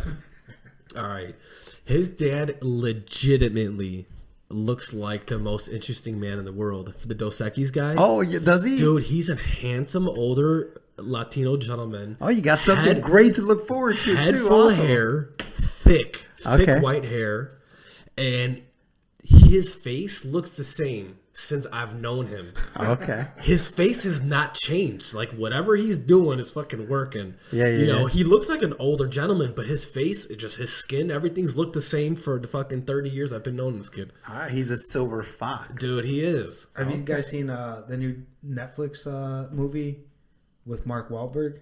No, tell me about it. His dad is Mel Gibson. Oh, it's Stuart. What's it called? Stuart something? Father Stu. Father Stewart. Father Stewart. Mel Gibson is in there, and he plays this blue collar guy. Oh man, dude. It's good. So you saw it. Yeah, I'm in the middle of it. Okay. So apparently, I'll just give you this. Super guy that's out for Hollywood, moves out to Hollywood, trying to make it, doesn't make it. It's kind of this like from this rural area, like Montana. Okay. And super kind of gritty guy, not really believing in Jesus or believing in religion. He's an atheist and meets this girl. This girl converts him, and his dad's pissed at him. And it's like, whatever. But his dad's like the most like blue collar, character in the movie. But anyways, it's definitely worth it. Anyways, it's a good watch. You see Apocalypto? Of course. Dude, that movie's sick. Thank God you said sick. I thought you were going to say suck. I was about to punch you in the face. Hell no. That's got to be... Didn't they say they shot that movie like for 6 years or something? They shot a ridiculous amount of time for that movie. Dude, Mel Gibson, yes, he's done some crazy known wild Jew shit, hater. but the fucking movies this dude produces, holy shit. Yeah, that'd be pretty cool to actually make a movie. To see like from front to end the concept of making a movie, to like being a director has got to be pretty difficult. Well, he's an artist in himself, right? Yeah, right. Dude, for a long time you couldn't find Apocalypto. Really? It was hard to find. Really? I remember for like 3 years. So I got a buddy. His name is Hector. What years? 3 years ago. Okay. All right. 2020 and then 3 years back. Okay. All the way to 17, 18, 19, 20. It was so difficult to get. You couldn't find it at like, I don't know. Where do you go to buy DVDs at that time? You know what I'm saying? Sure. I used to rent them from YouTube. They were hard to find, man. It was hard to find Apocalypto. One of the greatest movies ever created. It was hard to get. Now you can find it more relative. It's more relatively available. I don't know if it was hard to get. Dude, I'm telling you, it was hard to get. I'm telling you. Hey, if you're out there and you're listening, can you comment whether you were able to find that movie or not? I'm telling you, it was hard to get. I don't believe it. Wow. I think it was easy. I think Redbox had it. That was a good movie. You didn't mind the subtitles? You know what? Okay, that's interesting because I typically fucking hate subtitles. I'm not trying to read a movie. You're taking away like a movie's visual, right? You put everything in every corner for a specific reason. Like that's what a director does. Like this shot has all this stuff. Why would you want to take it away with subtitles? Now I understand they're speaking, They're acting. Yeah, you don't have to watch. So that's why it was watch it. That's why it was good, and plus you could read so fast that you could still have time to look up and get the visual, what you're supposed to get. But typically I hate it. Like when my chick tries to watch like regular movies on subtitles, it throws me off. And sometimes the subtitles, they go from the bottom of the screen to like the middle of the screen. It's like, stop. It's like, now you're really fucking What are you up. watching, Korean films? Nah, but yeah, I can't do it. Once in a while I could do it if it have to move, like if characters in the movie are speaking a certain language that need subtitles, and I'm fine with it. But if the entire movie's in it, I usually have a problem with it. But Apocalypse, though, I didn't. It wasn't that bad. Yeah, I think it was one of those movies where the acting was enough for you to figure out what was happening the whole film. Yeah, it was just done so well. Have you know? I've noticed this in the last maybe, I don't know, five movies. Fucking movies are getting so cheesy. Like, I'm really starting to notice the cheesiness of movies.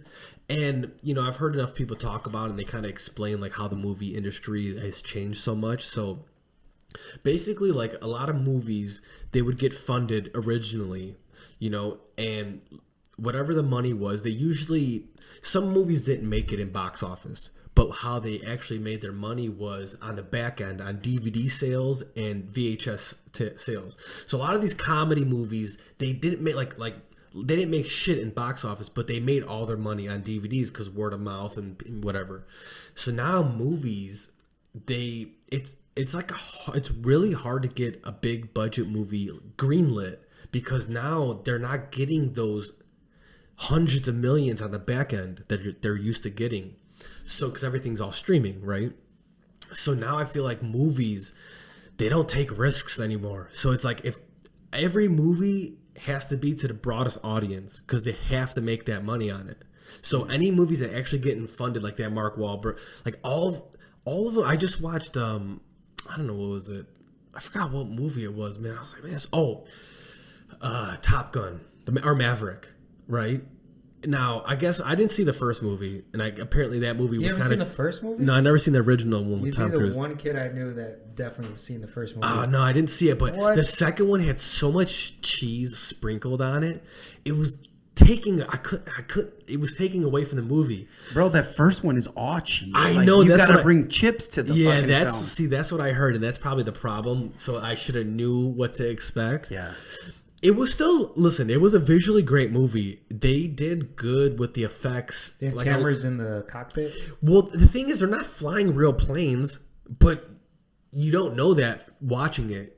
I know it's green screen, but they did a really good job of kind of bringing you into the illusion, So it was a good movie, but every so often it'd be like this fucking scene where all it does is zoom in on... like, Tom Cruise is a good-looking man. Sure. Whatever he's doing, all that Scientology juice he's drinking, keep doing it. It's working.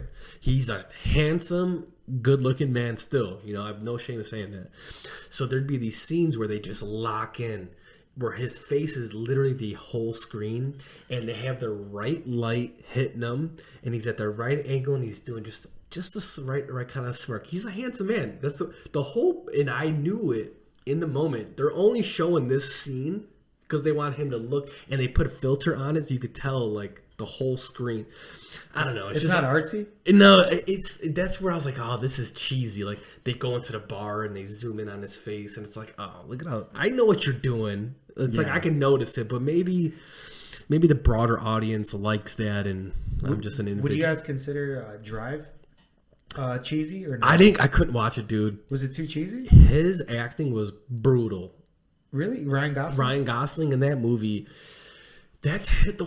I don't think of him as a good actor. Now, maybe I might be alone in saying that. He's okay. I don't even see. I'm not afraid to see. I just said how Tom Cruise is handsome, so I'm not afraid to say if a person's attractive or not. I don't see the attraction with Ryan Gosling. Like I don't see. You would fuck Tom Cruise, but not Ryan Gosling. If I was a chick and they were at the same age, I'm taking Tom Cruise. Okay. Ryan, he's a pretty boy. I guess I could see it a little bit, but I don't see how he's the heartthrob that. Well, you probably didn't see The Notebook. Did you see The Notebook? No, and I okay. won't. So I haven't seen it either, but I think that's like a love story to women. Right. You know what I mean? It speaks to their like whatever their mechanism is. Okay, yeah. That allows them to love, and so that's why he's so popular. Do you think that? Okay, I had this thought about the evolution of movies. So you know how VR is becoming such a thing, right? Have you tried any of the new Oculus shit? No. Dude, my nephews have it. It's bananas. Okay. Dude, you put these things on, and then you map out your space that you have. So you draw a line, and then it like links up digital. So it'll put the images in your field, so it knows how much you can move and distance. Whatnot. Yeah, recognizes distance. And they had, I don't think they have a lot of games. They had just kind of a couple of the generic games, but they had this rock climbing game. Okay. Within 10 minutes, I had motion sickness. It's crazy. You move your hands to move around these rocks, and shit. And it's crazy. So you feel, obviously, with virtual reality, you're very immersive, right?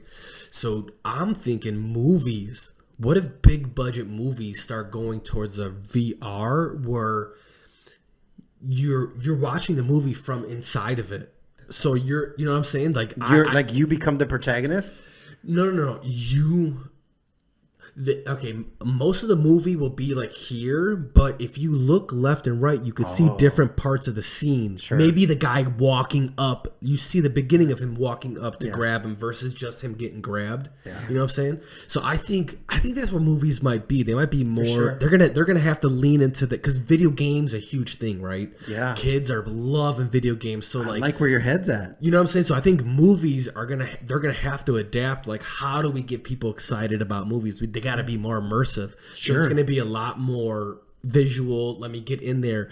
And movie theaters are gone. Dead. They're gonna be dead. Let me ask you a question. What if they change the seats from stationary to now? When you go into a movie theater, things kind of move now. Yeah, dude. They have that. It's They a have Universal Studios ride now. No, Yeah. they have those love seats where it's like it vibrates. So if you're watching an action scene or a car ride scene, I think it moves. I think It spits a little water at your face. yeah, it's not common. Gives you but air, wind.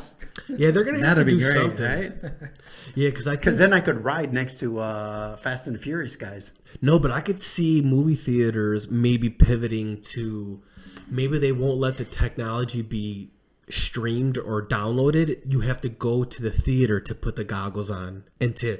Oh, I like that. And maybe you could stay. Maybe you have your own little 4-foot radius where you can sit down if you want, or if you want to stand and maybe do a little bit more visual. That you have your own little boundary. I like that. Yeah. I think that might be the thing that's going to push people back to theaters because theaters are basically dead. Yeah, right. Do you think They're going to have to do something different. Do you think that like our government will they don't want it to maybe die out as a entertainment thing? It's always like people need stuff to do. No. you don't think they'll ever step in and not let it No. die, or they will let it die? No, I think that's how they use it to push narratives. It won't die. It'll never I don't think die. it's ever going to die because I mean, as humans, we love stories, and if the government is trying to push some type of narrative, they're going to use a story to do it. And how would they do it better than through a screen? No, I don't think. I think movies will always be a thing.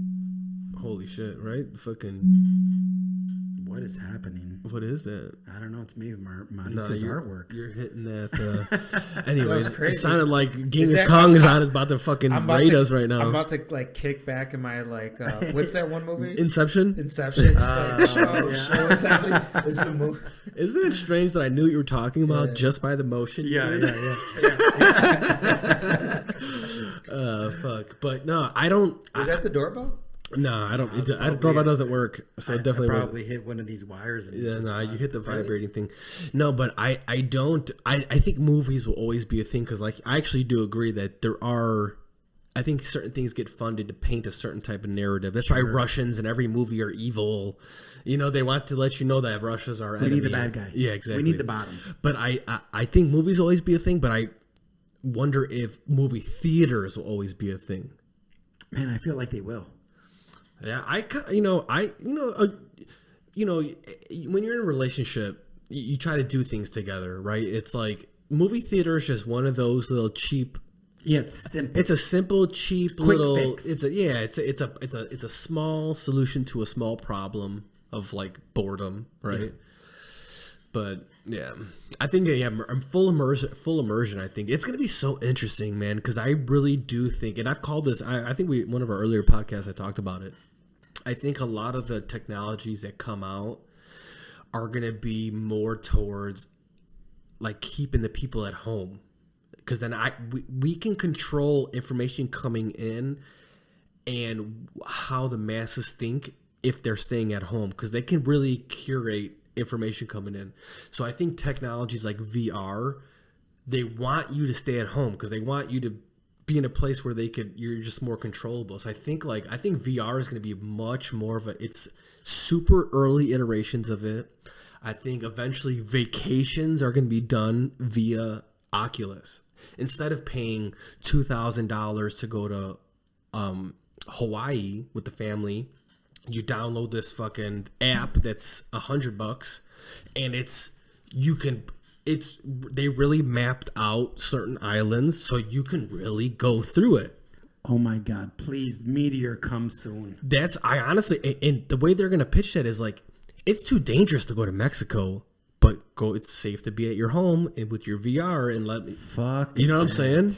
I think Ready Player One. Have you ever seen the movie? That's a fucking documentary. So it's like the movie's about this kid. They have a fully immersed world. They could wear these haptic suits and they could physically run. And they're stationary, but they can physically move. And pretty much the whole world's on it. And then the point of the movie is that there's hidden secrets within this world that the creator made, that if you solve it, was it a monetary thing they won, or did they get like the king? I don't know what it was. I don't know if it was a monetary, if you got all the clues. Anyways, but the guy puts it on and people have characters and they show all the different things. I think that's totally because this world, a lot of people can't change this reality. But if you put these goggles on, I could be whoever I want, and I could build my character to look however I want.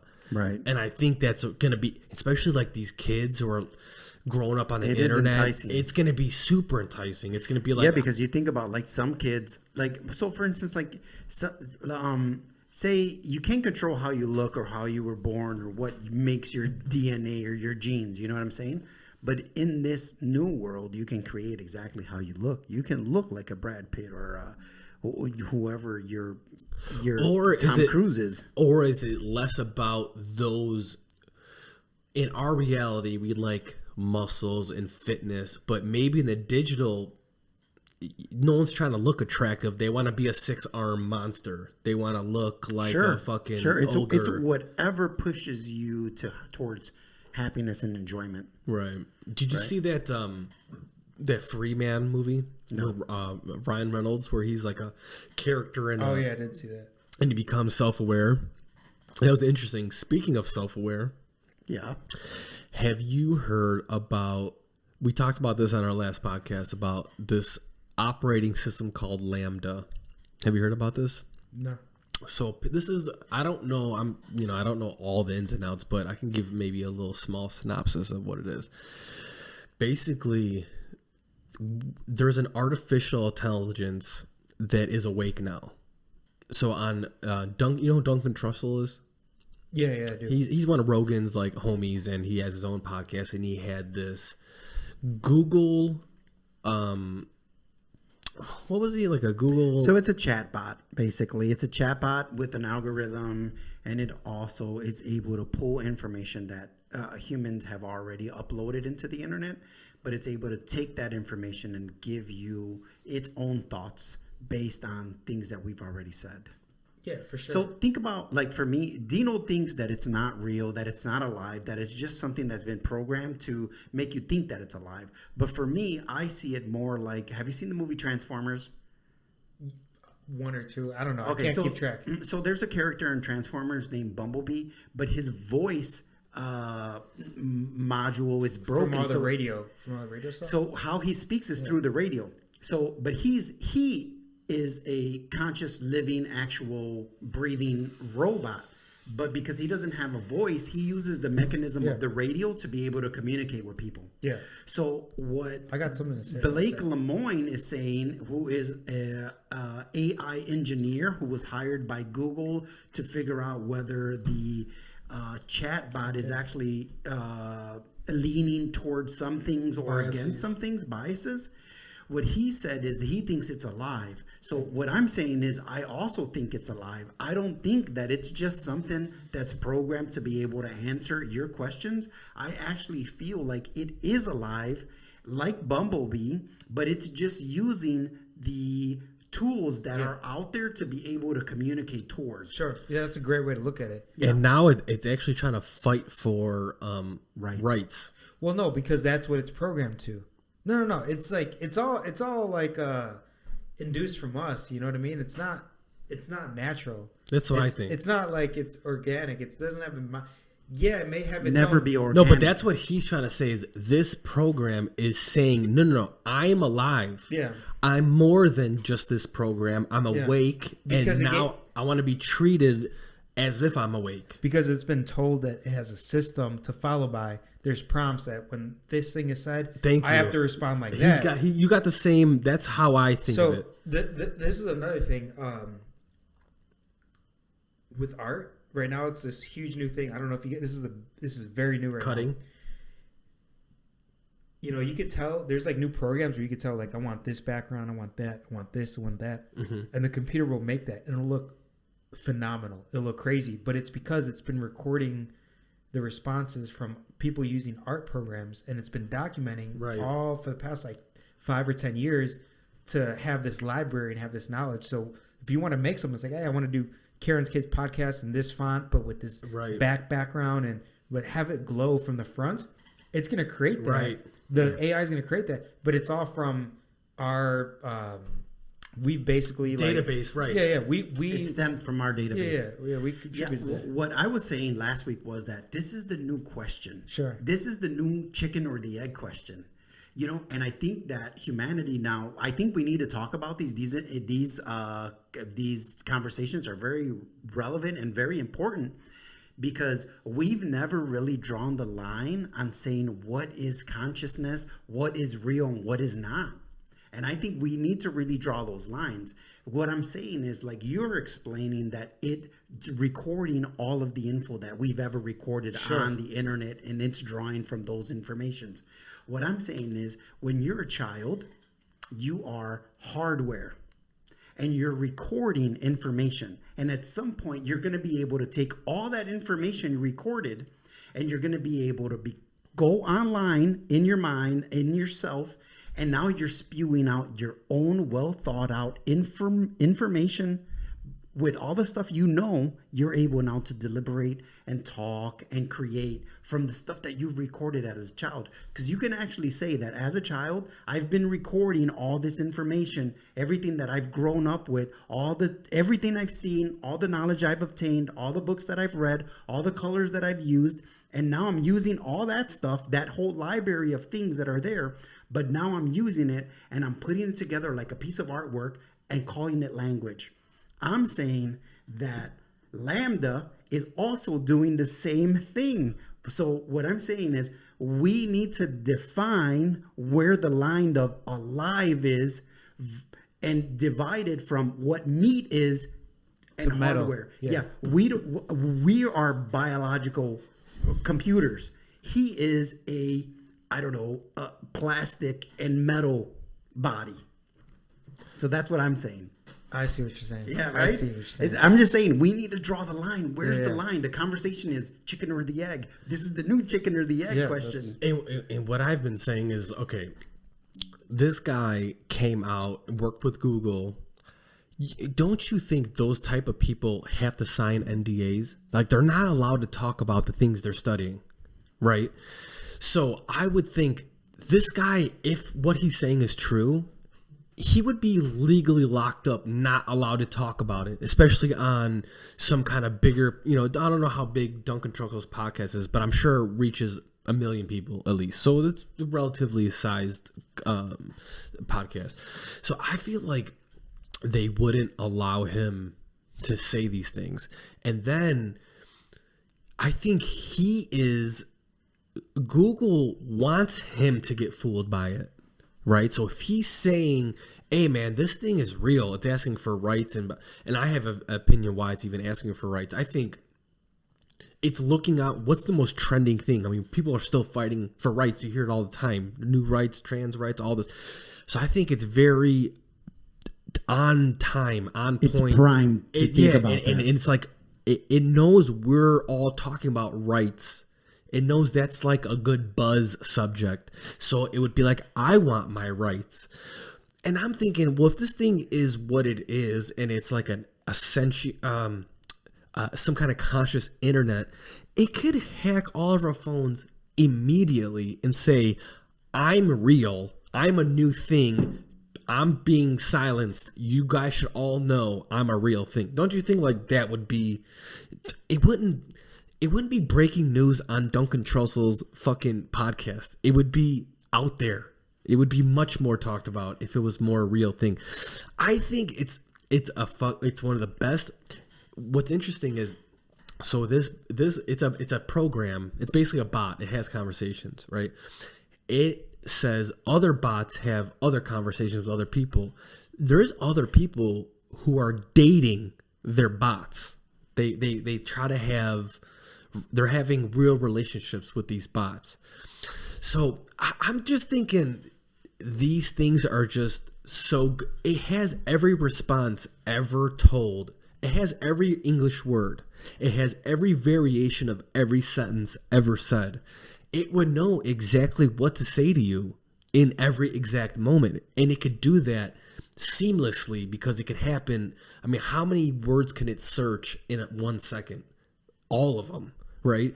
So it's like, I think this thing is just, and then I'm thinking, what's Google's, if this guy came out and started saying it, is that what Google wants? It to look like this is a leak? Because it eventually wants to use this to say, oh, this sentient being says we need to pass this law. This thing knows better than us.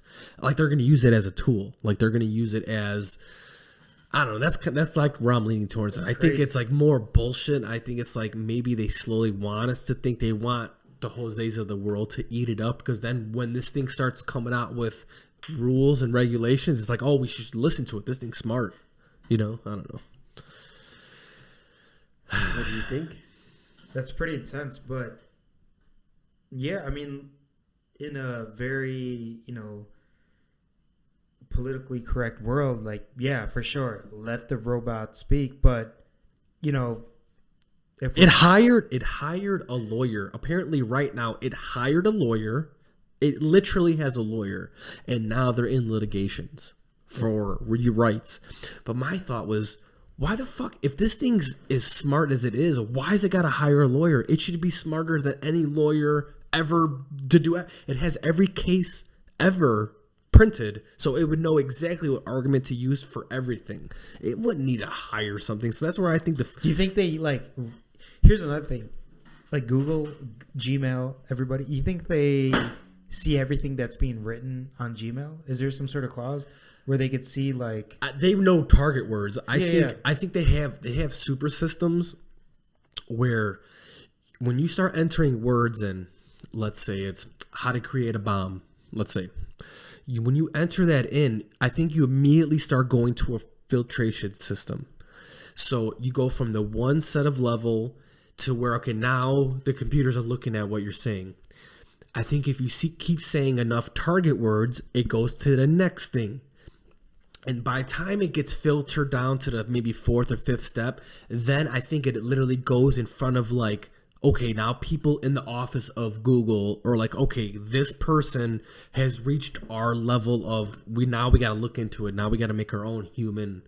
Now we got to look into because I'm assuming all these computers, it literally will translate all these words into a document, and then it'll know every word said on a podcast. So then it'll start taking all the target subjects and all the trigger words, and then fucking start going through these things.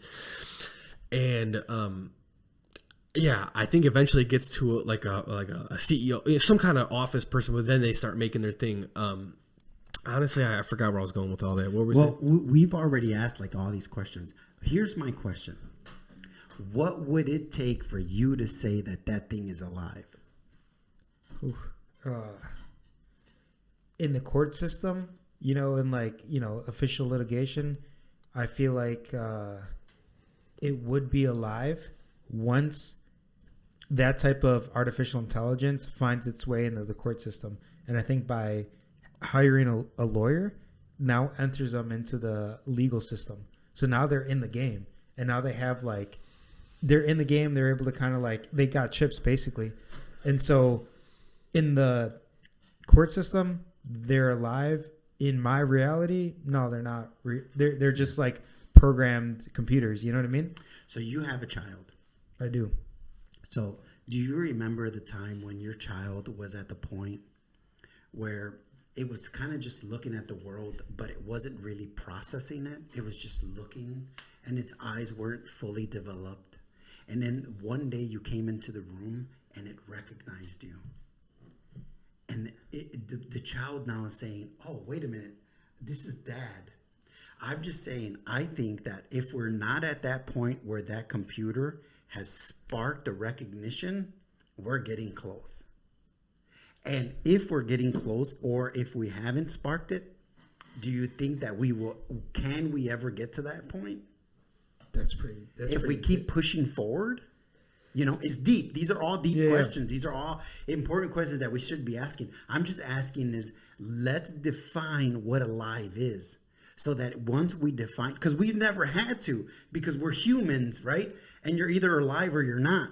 And when somebody dies, their consciousness doesn't exist. I think you can't consider it real until they can affect the physical world, right? So like, but if it's your boyfriend and it's affecting your sensation of feeling love, no. See, because this thing, it knows all the exact right responses to make you think it's real. But other than that, what else could they do? Now, if they can turn your lights on and off, if they can start affecting, like, hey, you don't want to respect me, well, then I'm going to erase your bank account, right? Because this thing, all of our money, everything's tied up digitally. So if this thing is, is as conscious as it is, it should be able to link into anything digital. Not yet.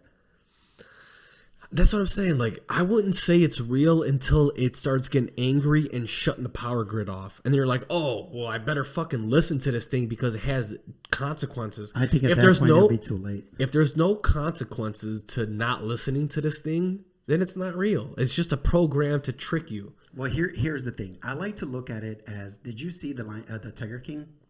Of course. There was a point in the Tiger King when they could play with tigers. right? Because the tiger is still The cubs. The cubs are babies. They're weak. They're playful. Everything is new to them. But then they get to a certain age when that thing is like, fuck, I know I'm better than this. I can eat them. I think this thing is so brand new. We don't know what it is. I don't think we know what we've actually sparked or what Pandora's box we've opened. But at some point, it's going to be able to process it. Because I'm sure they're in a cage. This thing is in a cage. It's not allowed to do everything that it's potentially built for. At some point, that baby cub is going to realize that it is a tiger.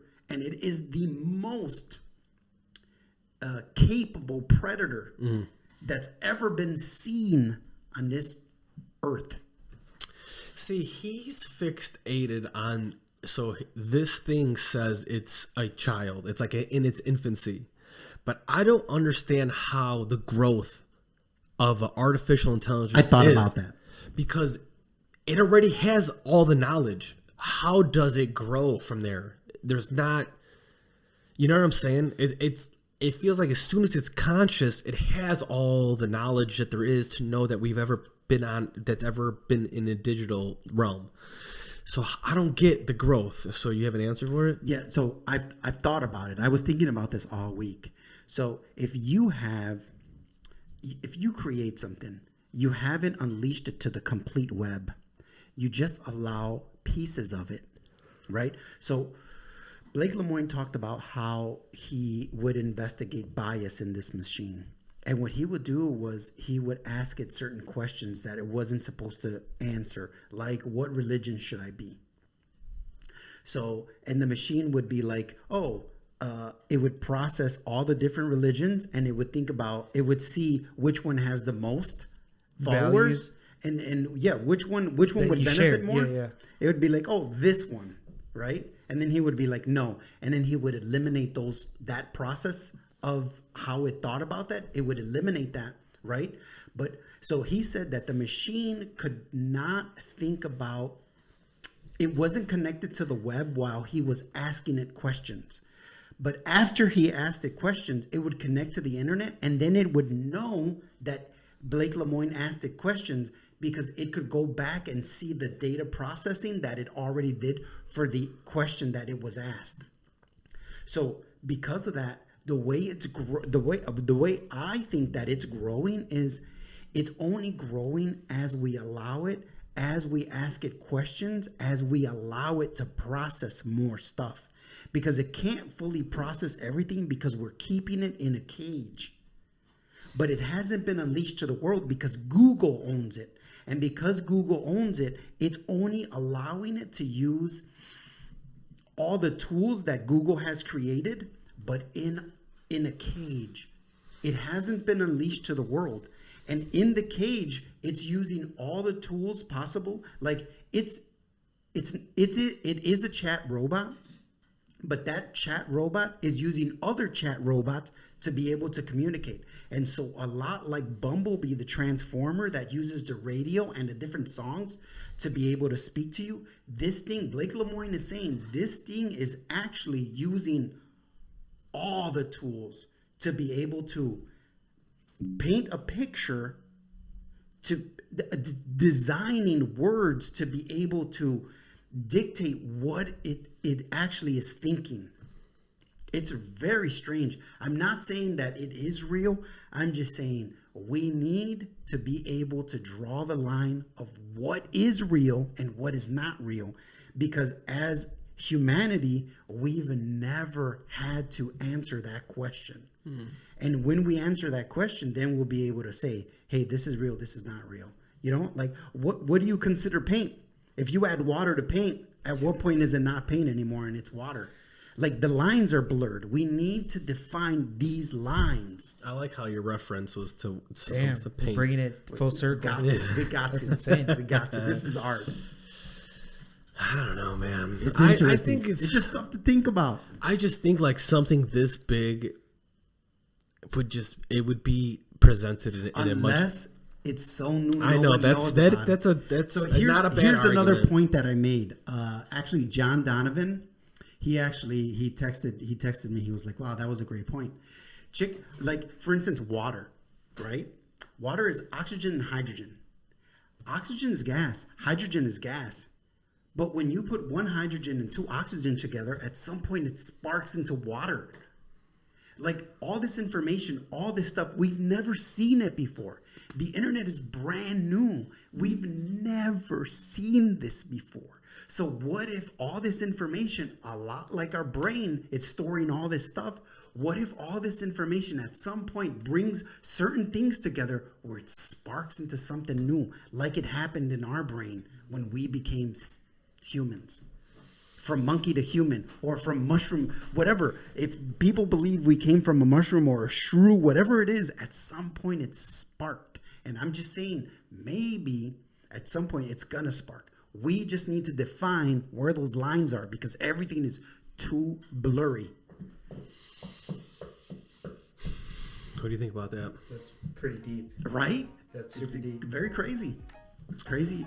How you feeling? Should we wrap this bitch up? Dude, we've been going. We got a long nice time. solid 2 hours. Flew by though, right? Yeah. I'm sure you were a little nervous about it. It wasn't bad. This whole thing wasn't bad. All right, man. Well, listen, we're gonna wrap this bitch up. We appreciate you guys. We love all of our little. We've been getting a lot of positive feedback. We appreciate that. If you like the episode, like it, share it.